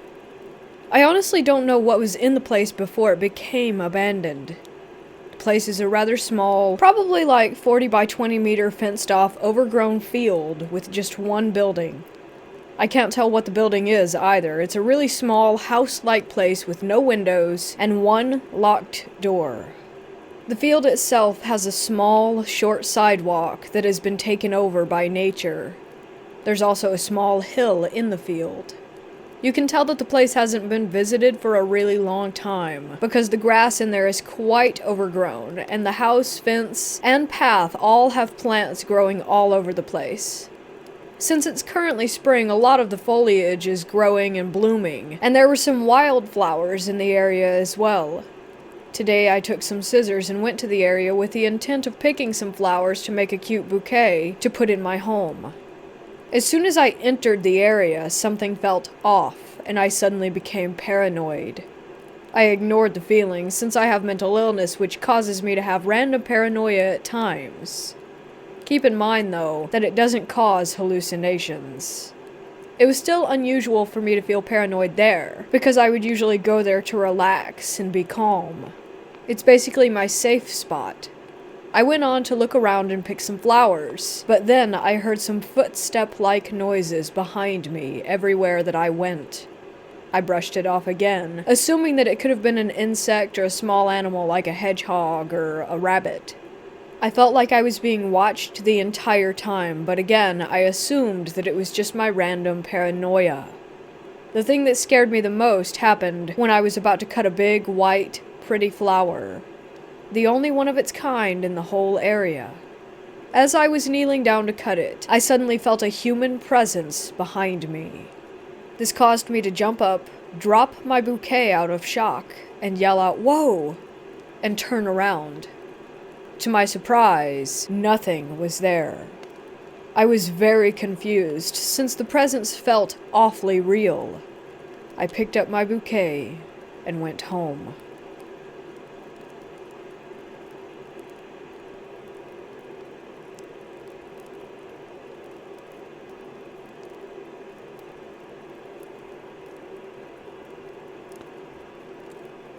This story took place in the mid-2000s in Malaysia, when the Nokia 3310 was still a thing and teenage idiocracy was the ruling personality. I was only 14 at the time, and while introverted, I had a group of friends who were mostly in their late teens and early 20s. While this may seem unusual, it is somewhat common for Malaysian teens to have friends with considerable age gaps. One day, this group of friends decided to visit some abandoned flats and condos from a failed development project. The reason? They wanted to try their hand at ghost hunting. Not wanting to be called a coward, I naturally took up on their little excursion. It was planned that we would visit these supposedly haunted buildings on a Thursday night. The night rolls around and there we were, 20 people, including myself, arriving at the abandoned flat. The flat, darkened by grime with windows missing, presumably detached by junkies to be sold for some small change, loomed over them. Group by group, we entered, flashlights drawn. As I recalled, it was around 10 p.m. Slowly, we made our way up the floors, exploring each unit, calling out to whatever might be residing there. The men's group had splintered into their respective groups, their hushed conversations, callings, and the occasional bouts of snickering and laughter echoing throughout the apartments. I stayed close to my group, not taking the chance of losing sight of them for even a second. For about 2 hours we were exploring, calling out to whatever ghosts or spirits we believed were making this flat their home, but we received no reply. At this point we were tired, bored, but most importantly, hungry. After a couple of calls between the heads of each group, it was decided that we would end the night and go have something to eat. So off we went, a small convoy of cars to the nearest restaurant. As we arrived and settled in, again in our own little groups, we ordered our drinks and food and started shooting the breeze. The topic about the abandoned flat was initially on the table, but was quickly dismissed since we never found anything interesting or experienced anything ghost-related at the location. That is, until one of the restaurant servers marched up to our table. His face was stern, and he was pointing at the younger kid who was sitting quietly, minding his own business, and he asked, "Who are you?" No reply. Again he asked in a louder, more demanding tone. At this sudden outburst of questioning, we were all stunned, and had our focus to this server and that kid who was still keeping quiet, with his expression blank. The server turned to all of us and asked, "Where were you just now? Where did you drive from?" A guy from my table told him that we had just left that location. The server looked at us, and still with his eyes on us, pointed to the kid he was questioning, and asked all of us, "Do any of you recognize this kid?"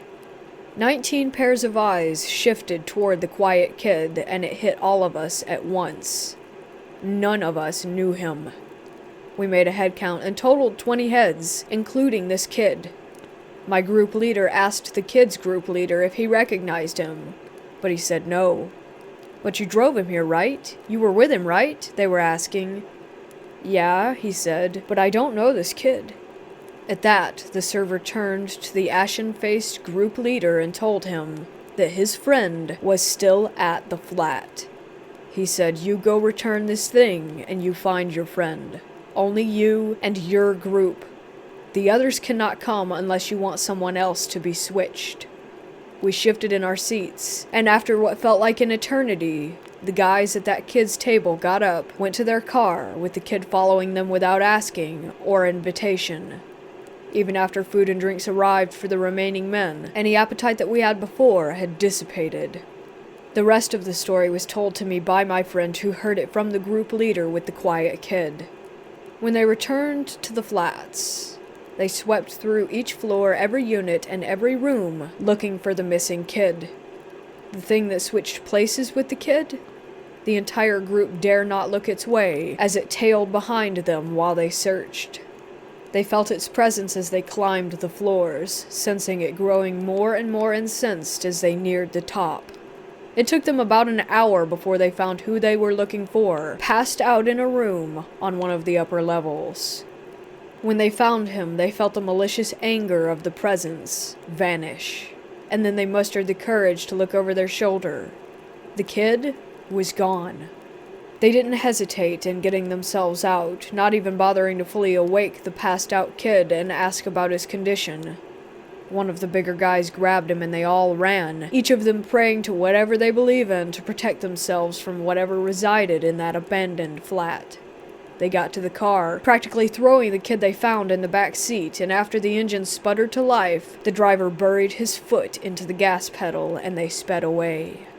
As I recall all of this, I remembered a conversation that I had with one of my Malay friends who is a little serious on matters of the occult. His stance when it comes to them: we don't disturb them, they don't disturb us. So don't go snooping around in their territories.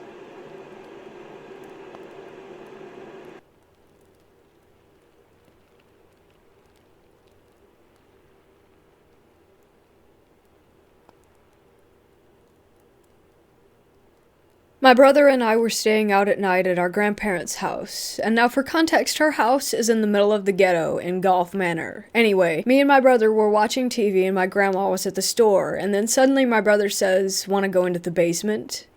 Not trying to sound like a wuss, I agreed. This was the worst decision of the month. We go into the basement, and it is creepy as hell, and when we reach the bottom of the staircase, the door shuts behind us. Now, I just shake it off as natural, but still, I feel uneasy. We go into the garage because her garage is in the basement, so we start going through. We find a rusty pipe and a motorcycle handlebar and some faint writing on the wall. We obviously find other things like a lawnmower and lawn stuff too. But then, we heard a loud bang, like the sound of a metal door slamming. It was the laundry room door. We almost crapped our pants, and we ran back upstairs, scared as hell. Later that night, we started to fall asleep. Grandma was already asleep. We heard what sounded like all the basement doors opening and slamming shut.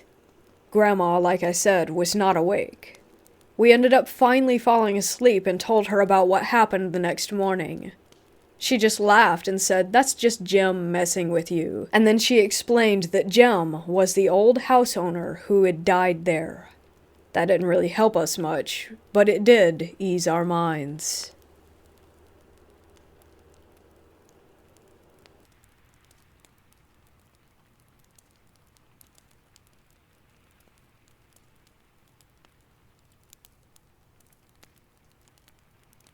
This is a real story in this area. People actually report seeing this. It's a tale that comes from a little town in Lancaster County, a place called Elizabethtown. It's called the Purple Light Bridge, and it's a story that began in the early 1900s. Could be more than a tale, though, since there is proof of the purple light and the tragic incident behind it. So one of the tales is that a young boy is struck by a train on the bridge that intersects between Turnpike and Road Street, which is where the train station for Amtrak is. It supposedly happened in 1934, and some people claim that there is proof of the accident. So after the boy's death, it is said that late at night you can see a purple light on the bridge or in the gorge where the train track ran into from the north heading southwest. People like to argue that you can see the light at another location and that it's been there not only by the train station itself. They claim that you can see the lights under the bridge that is above the train tracks on Bossler Road. Bossler Road, for this purple light, had another tale. A mother brought her son to the bridge, and under that bridge, she hung her son, and then herself. Locals say that the purple light that you see is the mother and the son, as one energy. Some people have claimed that the purple light comes from the moonlight reflecting off of the rocks below. Yet even more people claim that it's actually the bridge a couple miles away in Newville near Elizabethtown. I have not yet tried to investigate, but certainly intend to.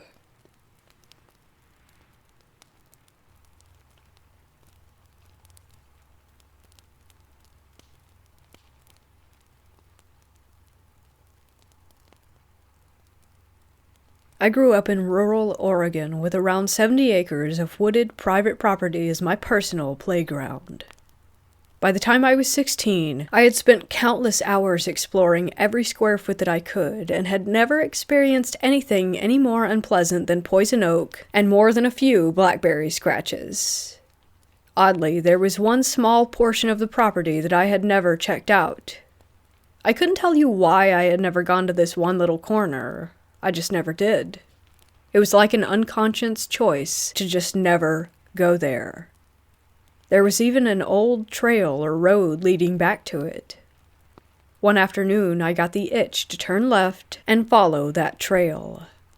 The day was bright and warm. Nothing was sketchy or untoward. However, within 50 feet of the trailhead, I felt an overwhelming need to stop in my tracks. It was like stepping on a giant, sticky mouse trap. My feet simply wouldn't carry me any further forward. As I stood there, every hair on my body stood on end, and I felt absolutely sick to my stomach with dread. I spun in place, looking every direction for whatever danger my body was telling me was there. The spot where I stood was a bit of a clearing in the trees. I had about 20 feet or so of total visibility in all directions, and further in some. There was nothing, not so much as a bird or a bug. I've never felt such utter terror and the desire to go full knees to chest for the hills. I made my way back to the trailhead as fast as I could backpedal, and the second my feet left the trail, it all faded. Hairs back down, stomach settled, and zero sense of unease. It was like stepping out of a room and closing the door. For years I wondered what kind of presence I had encountered. Many naysayers tried to tell me that it was probably just a cougar and it was my sixth sense picking up on it. I wasn't buying it. Then, in talking to my parents one day, who used to wander that property when they were dating a few decades ago, I found out that they had come across the remnants of an old homestead there. It had deteriorated to the point where there was nothing left but the outline of the foundation and some old medicine bottles. I had a light bulb moment. Seems that maybe one of the homesteaders was still there, and I was definitely trespassing. I've had short-lived moments of temptation where I thought about going back there and seeing if I could replicate the experience. In all honesty, though, whatever was there was way too dark for me to ever want to encounter it again. It definitely seems best left alone.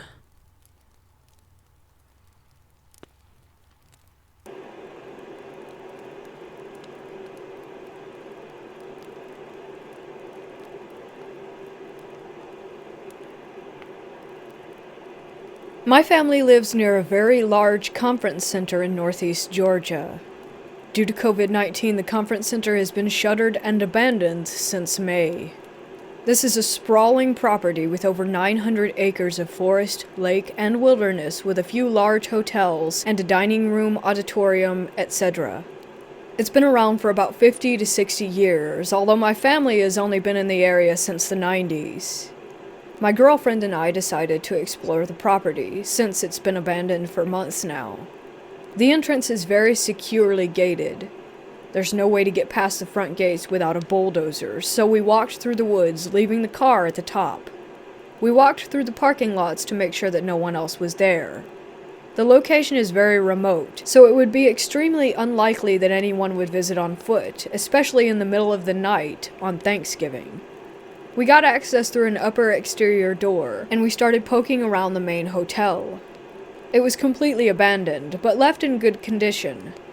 It was spooky, as the only lighting came from the red glow of the emergency exit signs. We looked in many of the other rooms, and everything seemed neat and orderly, like guests could check in at any moment. We reached the main lobby, and then we both heard it, and froze. We simultaneously heard what sounded like a music box playing deep within one of the halls. Neither of us believe in the paranormal, but we both froze dead in our tracks and looked at each other, our faces confirming that we were both terrified. We bolted as fast as we could through the upper door, making sure that it closed securely behind us, and fled on foot. The music 100% sounded like it was coming from a music box, but it was also vaguely metallic. Almost like it was a different frequency than most music. Due to the way that it sounded, we ruled out that it could be a forgotten cell phone or a computer. This was not any type of alert or notification made by an electronic device. There's also no cell phone service out there. Usually, I can find a logical explanation for paranormal phenomena, as I'm admittedly skeptical about it. However, I cannot figure out for the life of me what that music could have been. There was no one else on the property. There were absolutely no signs of squatters, and there's no music boxes in the hotel rooms. They are all intentionally identical, so there would have been one in every room. Does anyone have any insight on this? We were genuinely terrified, but now I'm regretting not investigating further.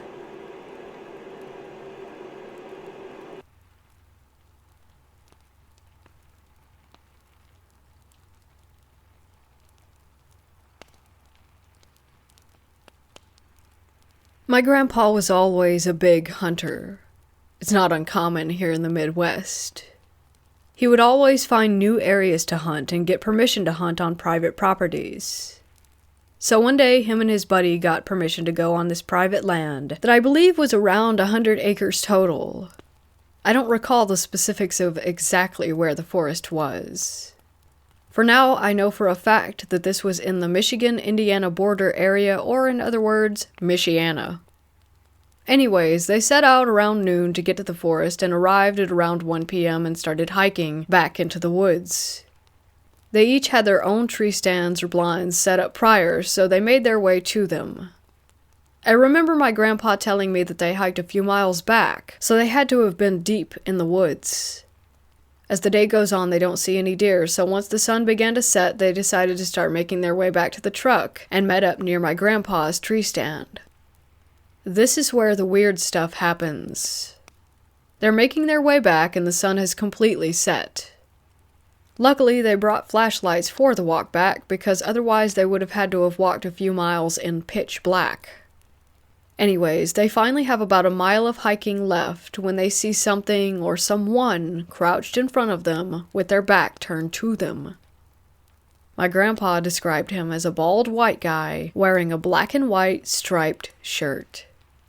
My grandpa's friend speaks up after a moment that I can only imagine as a "what the heck is this feeling?" and asks what he's doing out there, and without a word, the man stands up and faces them, stares, then levitates up toward the trees, and disappears. After that, they sprinted to the truck and never went back to that land again.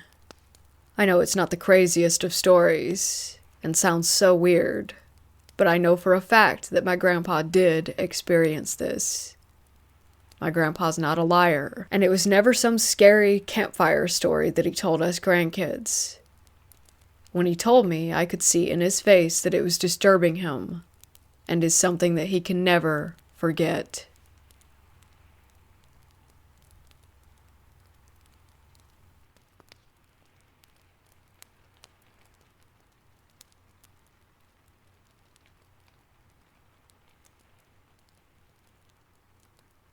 I first discovered the Ouija board when I was 14. A girl was visiting from America, I'm in the UK, and she told us how to talk to ghosts.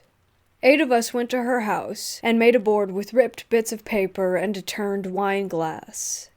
4 of us would put our fingers on the glass, and we would swap someone out every so often. This way we believed that it would eliminate anyone who might be pushing the glass. I'll add here that the finger that had been in the glass always felt cold afterward. Don't know if others have noticed this. The first few days were spent asking silly questions like, "Does so-and-so fancy me?" or "Who will I marry?" etc. On the 3rd day, things took a darker turn, and we started getting responses told to us without asking. It started saying things like, "So-and-so will get run over," and "X will die of cancer," and other really freaky shit. This scared us, and we stopped playing. Years later, in my early 20s, I shared a flat with my brother and boyfriend at the time, and bored one night we decided to do a Ouija board. So we made a board, as I had when I was younger, and set to it. It didn't take long for the glass to move, and we asked who it was, where they came from, and how they had died. It told us its name was Bill. He was an old hippie, and he had died from an overdose. Anyhow, things went on for a while, then my boyfriend, who was convinced that we were the ones pushing the glass, said if there's really a ghost here, prove it. I kid you not a second later, the lights went out. At that time, I had one of those old-fashioned meters that you had to put money in, so after my initial shock, I reasoned that I needed to put a coin in the meter, and stood up to do it. But before I got to the door, the lights came back on. Somewhat spooked, I sat back down and me and my brother put our fingers back on the glass. My boyfriend point-blank refused. The glass then spelled out, "Chilly trick, hey." After that, it kept going in circles and moving toward me, so I decided that enough was enough and said goodbye. A few years ago, after Facebook started and I got back in touch with my old school friends, I heard that one of them had died of cancer in his late teens. Not sure about the other prophecy, but I know that I'll never do a Ouija board again, and I firmly believe that we do tap into forces beyond our five senses.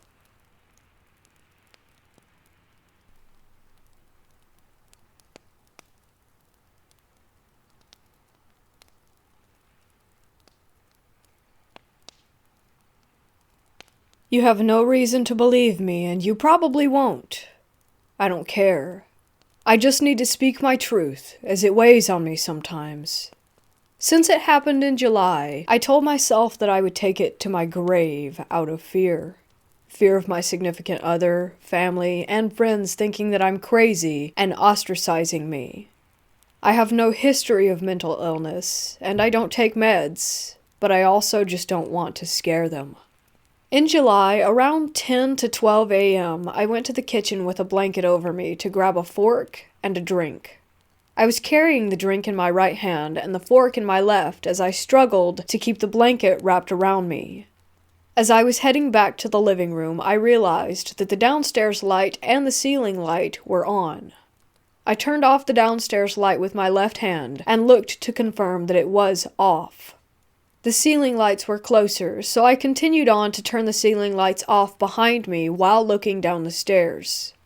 The ceiling light flickered and burnt out, and I froze.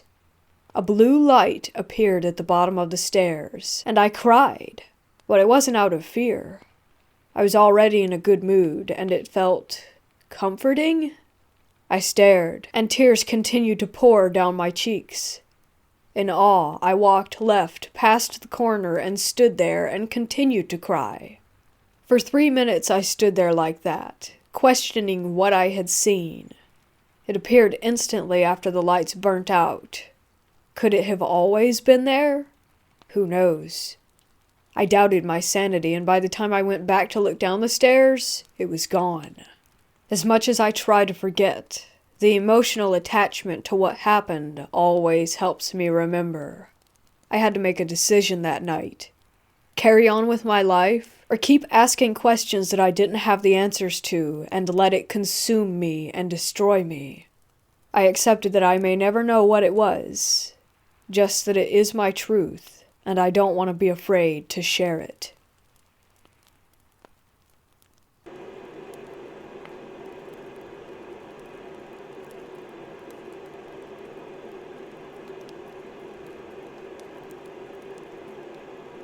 When I was 16 years old, I'm female by the way, my friends and I decided that it would be fun to go out to an old abandoned farmhouse that was rumored to be haunted. We didn't really believe in ghosts at the time, but were fascinated by the thrill of potentially experiencing something paranormal.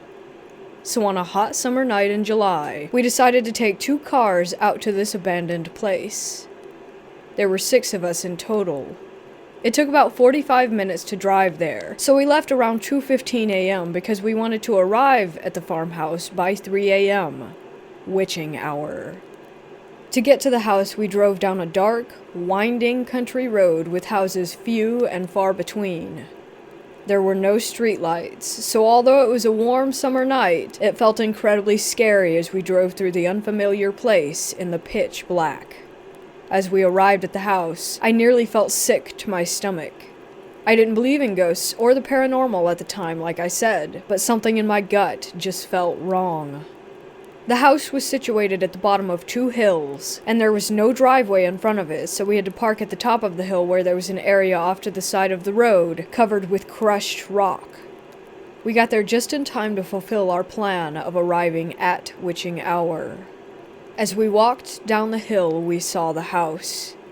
It basically looked exactly how you would picture an old abandoned farmhouse. Exposed gray wood, pieces of siding falling off, and old, overgrown plants all around the entrance. There were 2 levels to the house. The first level had 2 windows on either side of the door, and the top had 3 windows, one to the left above the door and to the right. As we walked closer, we saw that the door was open, so we dared each other to go inside. We formed a line to enter. 2 of my friends, who were guys, went in front of me, and I was the third in line to enter the house. The first guy is friend number 1, the second is friend number 2. As we enter, I immediately felt ice cold. I have never felt that kind of cold in my life, as in, I felt it all the way in my bones. As soon as I felt it, I heard friend number 1 scream at the top of his lungs. It all happened so fast that I could barely make out what it looked like inside. I mostly remember an uninviting couch laid across the stairs with the living room to the left of the stairs and the kitchen to the right. It was like walking back in time. Old floral wallpaper peeling off the walls. So the second that friend number 1 screams, we all run out of the house immediately. As I look back toward the entrance, I notice that only friend number 2 exited the house behind me and friend number 1 was still screaming inside. Like blood-curdling, in fear, scream. Friend number 2 runs back into the house and grabs friend number 1 and pulls him out. My first friend was so scared that he ran from the house screaming that something was holding him up by the air by his shirt. He rips off his shirt while he's running, and all I see are 3 big tears in the back of it. It looked as if 3 prongs from a pitchfork had ripped through the fabric. But it doesn't end there. As my second friend stepped foot outside the door, he begins yelling in pain. I looked back, and he had blood dripping all over his face. I literally felt like I was in a horror film. He came toward me, and I was in full instinct mode. I took my sweater off and gave it to him to try and stop the bleeding. He just yelled at me that something had hit him in the nose, and that he needed to get to the hospital. So we run back up the hill, which felt like 1,000 years, to the car. When we get into the car, I get friend number 2 tissues and clean up his nose, and I shine my light on it to see what was bleeding.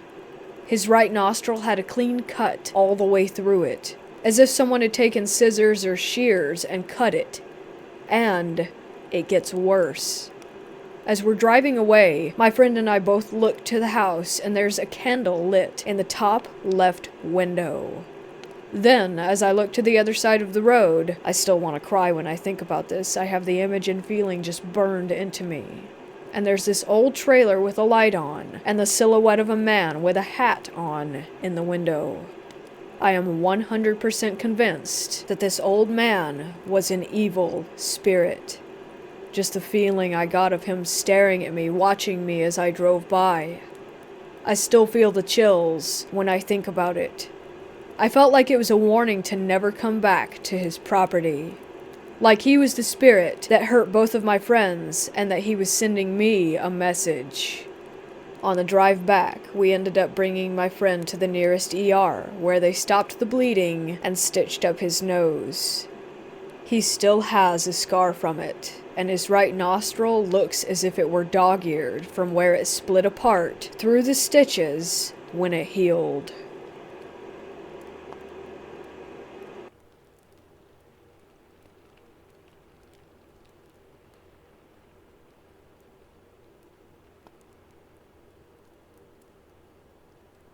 I'm married with 3 kids.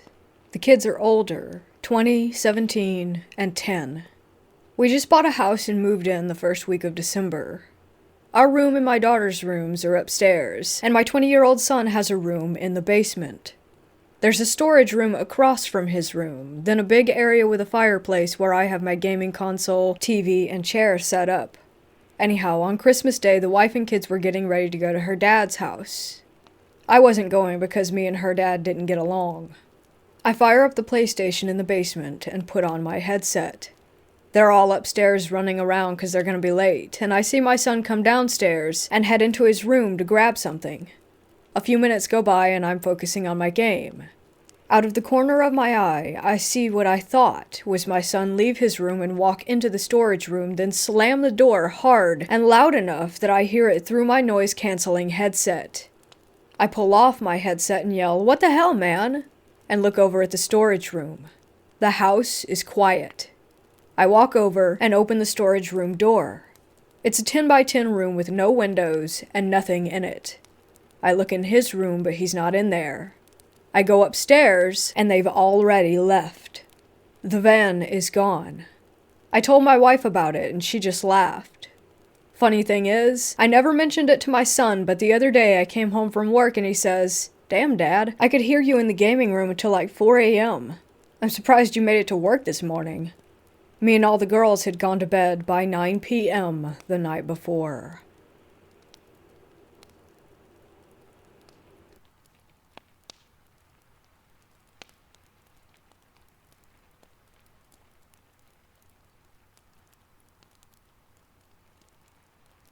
This happened last night. I am currently car camping. I woke up last night for a whiz, and while I was doing my thing, I could see a floating, irregularly shaped light off to my left, about 2 meters, 6 feet, away. I didn't feel scared, more of a what is that kind of feeling. I'm trying to think of the best way to describe this, so please bear with me. Its appearance was kind of like a parallelogram, except the short edges were jagged and ripped into 2 long appendages. It was kind of a milky white in color, with no light emanating from it. It floated in a straight line and came to a tree where it did 3 little hops and then disappeared around the tree. I finished my business, but didn't have my phone. I did have a flashlight, so thinking it was someone in the trees, I shone the beam through the trees, but nothing reflected back. I turn around to go back and get in the car, and the light thing is dancing around the back of my car, right beside me. I was able to walk up to it and try to touch it. I say try because my hand just touched the car. But the even weirder thing was that when I touched it, my hand created a shadow over the top of it. It was like it had no feeling at all, like just going through air. After it floated around the car, it disappeared around the side, and I lost sight of it altogether. I climbed back in the car for sleep, but was incredibly baffled, and prepped my phone just in case that thing floated through the window.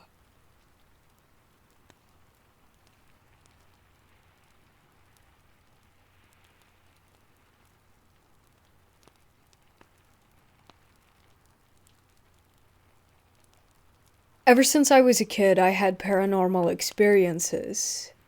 One intense rule of the house my mom gave me was never to participate in a Ouija board.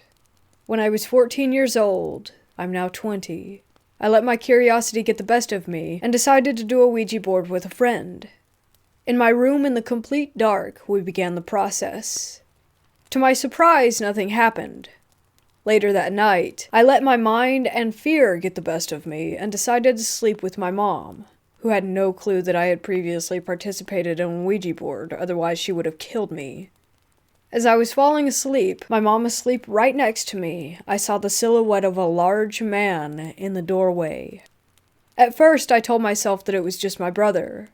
I called his name twice, then noticed that this figure was at least 6 inches taller than my brother and completely unresponsive to what I was saying.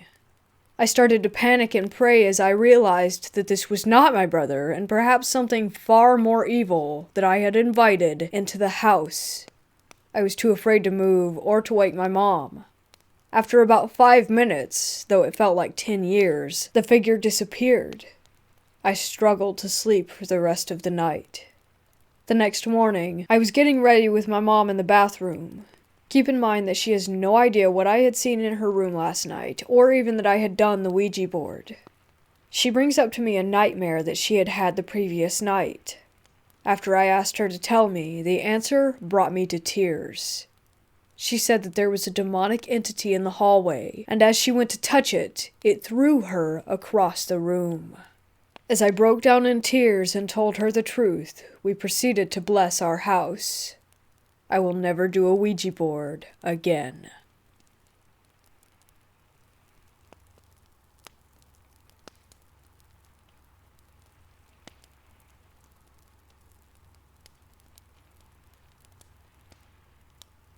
This happened a few years back, on my spring break, senior year of high school. I was hiking part of the Long Trail, which goes south from Glastonbury to Bennington, and it was the usual very cold nights, warm, muddy days Vermont usually has in spring, so pretty fun to hike in. I was going to take a day and rest my feet, go swimming in a pond and cool off, so I took a detour onto the Bald Mountain Trail. I got to my campsite around 5, and the sun was setting, so I set up my hammock and rain tarp and made a fire. I made some mountain house beef stroganoff and decided to just lay down and watch the flames. I hadn't seen anyone since before noon, which is unusual because it's a pretty well-traveled section of the trail. I started to get really uneasy, and it definitely felt like someone was watching me from a distance. I ended up sitting with my back against a maple, facing the fire and holding my camp knife. A few hours later, 9-ish, I heard a really loud crash in the woods, like a plane falling out of the sky or a freight train right next to me. Then dead silence. No wind, no leaves, no owls, just absolute quiet. I remember getting really uncomfortable and shouting out to see if there was anyone out there, but I just started hearing a really subtle, droning noise, like a key being rubbed on a brass string or radio static, but super low-pitched. I didn't sleep at all that night. I just watched the moon go really slowly over the sky and the sound get quieter as it got lighter outside. When I could see well enough to walk, I picked up my gear and sprinted back to the main trail and found some people up early and hiked with them all the way back.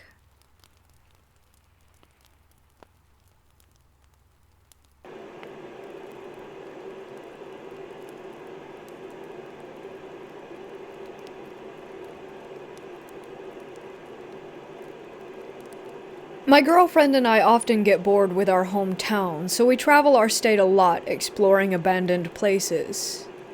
Some of these places are also deemed to be haunted.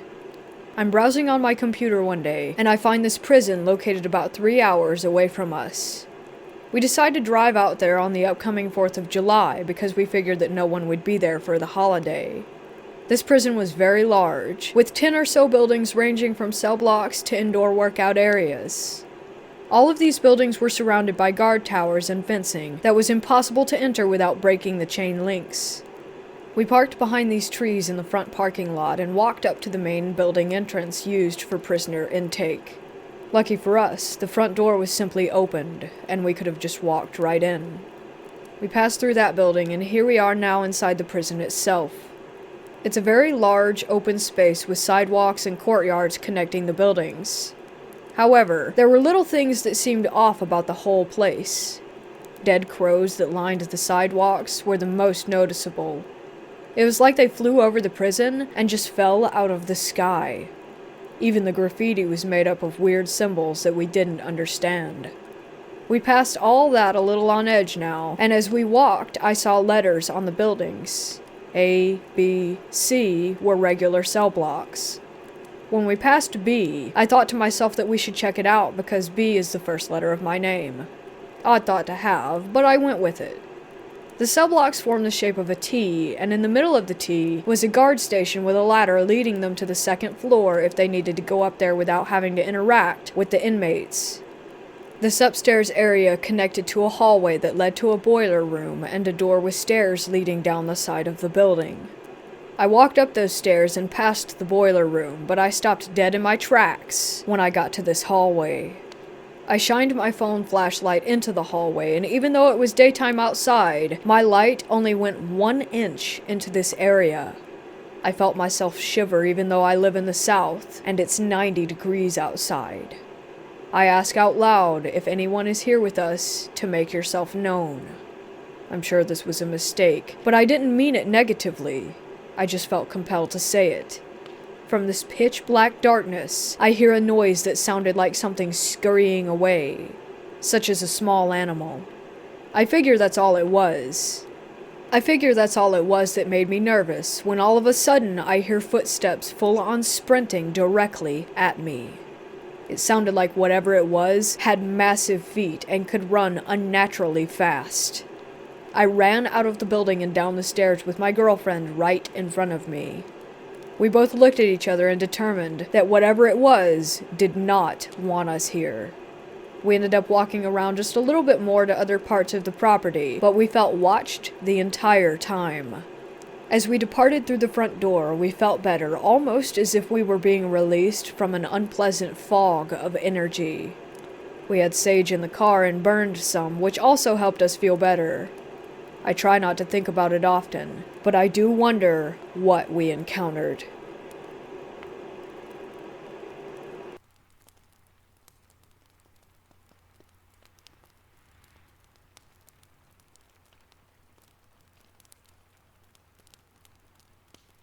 So I found this old, abandoned, broken-down house in the woods close to where I live. I've only lived here about a year. I was alone walking around it, trying to see if I could have a peek inside.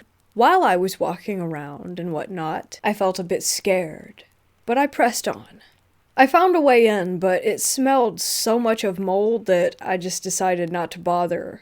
Anyway, the point of the story. When I was about to leave, I felt this sensation of sadness wash over me. I stopped and turned around and looked at an open window of the house from about 10 meters away, and I swear that there was a woman who stood there being in pain from the state of her house. I stared and was almost about to cry for a few moments as I walked away, but then I stopped and looked back again. I almost felt drawn to the house, not wanting to leave. But as soon as I got away from it and was walking back home through the forest, the feeling of sadness left. On a side note, the day before I had walked through a part of the forest where a lot of trees had been cut down and a lot of branches and bark were scattered all over the ground. There I also felt such sadness, as if the trees themselves were crying. As I'm writing this, I realize that I sound kind of insane, but I have never really felt this way before, and I feel normal like one day later, like today.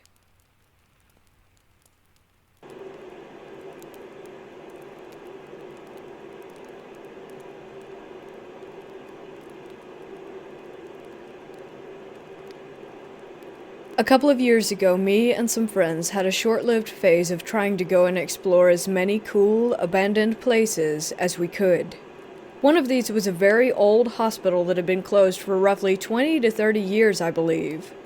It was pretty central, in a big town, so it was quite regularly maintained as far as terms of boarding up windows, doors, etc. to keep people out. Our first visit started with us climbing through a window near the middle of the building. We pried a plyboard board up from the window, but as soon as me and 3 other friends got in that room and opened the door into the main hallway, we agreed pretty quickly that we shouldn't be there and left. Unusual for us, as we quite clearly weren't scared of much if we were easily able to break and enter into a building in the middle of town. We'd also never been scared and anxious of anywhere before, and it's weird that all of us agreed that we should leave straight away. Our second visit is where it got properly weird.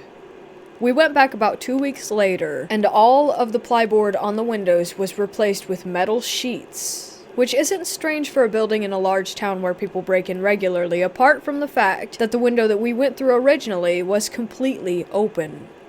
We climbed through anyway, and got all the same feelings again, except when we tried to open the door into the hallway. It was locked, and felt as if something was pushed up against the other side of it. We went back through the window, and I was last. As I was about halfway out of the window, I heard a young girl's laugh, pretty much directly behind me in this small room, and I nearly fell out of the window trying to get away from it. I thought it was my mind playing tricks on me at first, until one of my friends asked if I had heard that laugh, and that's why I jumped through this window. All my other friends had heard it too, and said it sounded like it had come from inside the room. All of this is pretty normal stuff, and I'm sure that the door being locked or having something behind it was just someone moving stuff around inside if them and their friends were exploring too. The young girl's laugh that we all heard from the room we were in, and how we felt on both visits, is what we can't explain.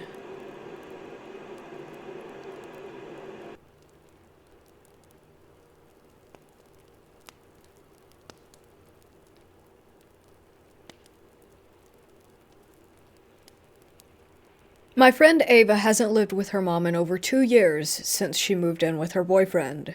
But recently I went back to her mom's house with her to grab some plants that she had propagated and have lunch. It was a normal day and I had been in the house many times before, so it wasn't any different. The visit was short, but when they went upstairs to discuss what they should do with her old room, I was left to my own devices on the first floor. The basement didn't have a door to the downstairs, and the dining room was adjacent to it. So naturally, I decided to look down the stairs since it always gave me a spook. I'm not really a huge fan of the paranormal, and I never really had a cut and dry experience. I also never quote-unquote pick up on vibes either, but I hated the vibe of her mom's place, especially the basement. When I went to the stairs, I looked down them and saw a weird, humanoid figure in the darkness staring back at me. My entire body felt fuzzy, and I couldn't move until I heard Ava and her mom coming back down the stairs, and I hightailed it away from there. Not really sure what it was, but Ava has always said that the house was haunted, and that she avoids the basement like the plague.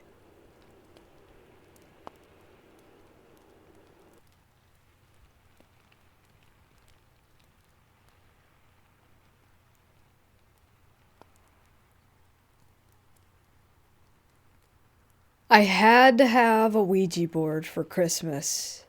My wife refused to buy one, so I did it anyway. One night, when my wife was out, my daughter and I tried to use the board. Nothing. The planchette didn't move at all, or if it did, I could feel my daughter pushing it. As I suspected, it's just a parlor game. Move ahead 2 weeks. While working in the garage on a guitar amplifier that I was building, I had a very strong feeling that I was being watched. As I had spent many hours previously on this project without any sensations, this was disturbing. It got so bad that I couldn't spend more than a minute or so in the garage after the initial encounter without the hairs on my neck going up. Then came the whispers. More like a shh, shh sound, actually. Kind of a be quiet between 2 or more people lurking about. This only happened when entering the garage from the house, and later when my daughter called me at work to say she heard shh, shh when entering the darkened dining room. Since she was alone at the time, I blamed it on the cats. I too experienced it in the house, but usually only when entering the garage itself. Finally, I decided that enough is enough. I went into the garage one night and yelled at whoever was there that they had to leave because they were scaring the crap out of us. No more whispers after that.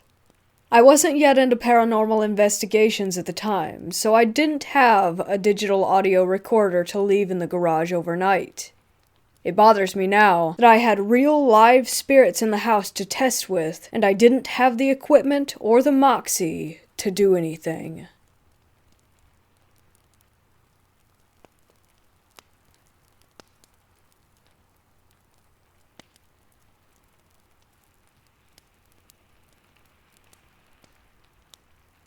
Me and some friends went to an abandoned mental asylum at night, not really expecting much.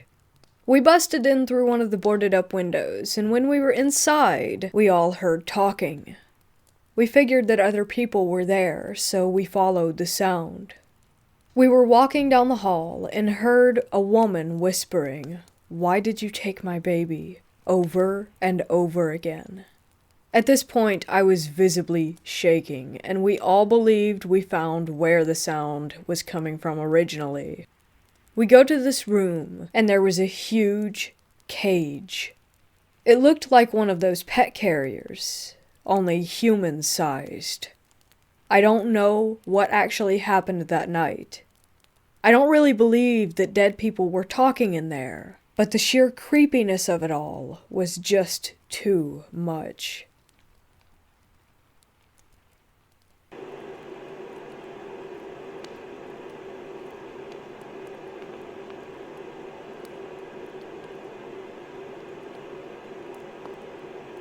When I was 13 or 14, I was staying in a hostel in Ireland. This hostel was directly next to, supposedly, one of the most haunted places in Ireland, an abandoned mansion. In fact, the hostel was built from the bricks of the mansion. There was a story that a widow cursed someone in there, and when they died, they remained. After hearing this, being a young and dumb kid, I decided to taunt the ghost. Big mistake. Nothing happened after I taunted the ghost until I went to bed. That night, in the very right side of my bed, I heard light breathing. I paid it no mind because I've had experiences before and breathing was not a huge alarm for me. I eventually fell asleep, and then I got a phone call on my phone at 3 to 5 a.m. Likely family from back home in the US. I didn't answer the call, and I tried to go back to sleep, but there was a problem. My comforter had fallen off the bed, to the right side of the bed, and the breathing was loud and raspy now. At this point I was frightened because I had never heard breathing that loudly before, and it just wouldn't stop. Needless to say, I didn't get my comforter out of fear, and it was a good thing that I didn't. In the morning I was shocked by what I saw. To the right of my bed was the comforter laying on the ground, and it looked as if there was a human underneath it. I could make out the arms, legs, and head. To this day, I genuinely believe that if I had reached for my comforter, something would have reached back.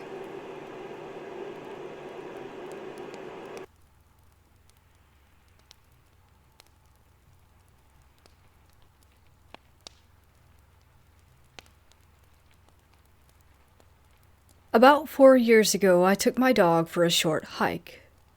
It was about a mile walk from the car to the beach along the Strait of Juan de Fuca in Washington state.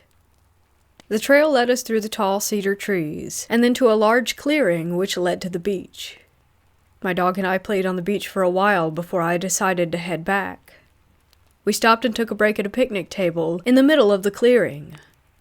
My dog, being the monkey she is, was standing on top of the picnic table looking around when she fixated on a spot across the field and her hair rose on the back of her neck. Always one to trust my pup, I became extra observant. As we stood there, a black mist appeared out of thin air to our right. I watched as it took on a long form roughly the size of a human. It glided across the trail and dissolved. It was really like looking at a small black translucent cloud. It scared the crap out of me and my dog, and I boogied back to the car. I've never found an answer to what the black mist was.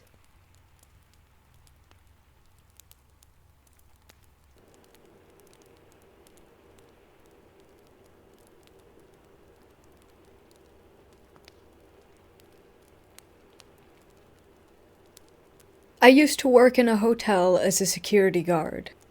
It was built in 1922 and had a basement.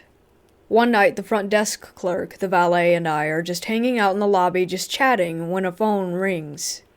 The phone call was coming from the basement where there are offices. At the time, there was supposed to be no one in there. I had already locked the doors and made sure that the basement was empty. The clerk picked up the phone, heard a weird noise, and then got disconnected. It chilled me to the bones. The valet guy and I went down to make sure that it was, in fact, empty and that no one had been trespassing. The doors were still locked, and I didn't see anyone coming out, so we went inside the office. The only thing that we found was the phone blinking, and it looked like someone had picked it up and dropped it. The valet and I looked at each other, and there was cold sweat on our faces. That is one of the creepiest things that has ever happened to me when working as graveyard security.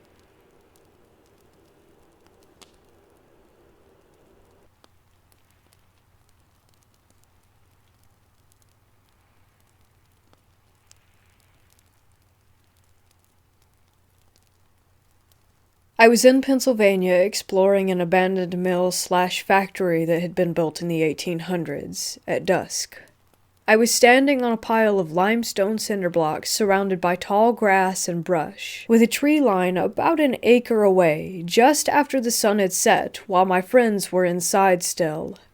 As I was climbing down, I heard a low, guttural growl. Not like a dog's growl, or any type of animal for that matter. It was deep. It had much more bass to it. It was very disturbing and not like anything I have ever heard before.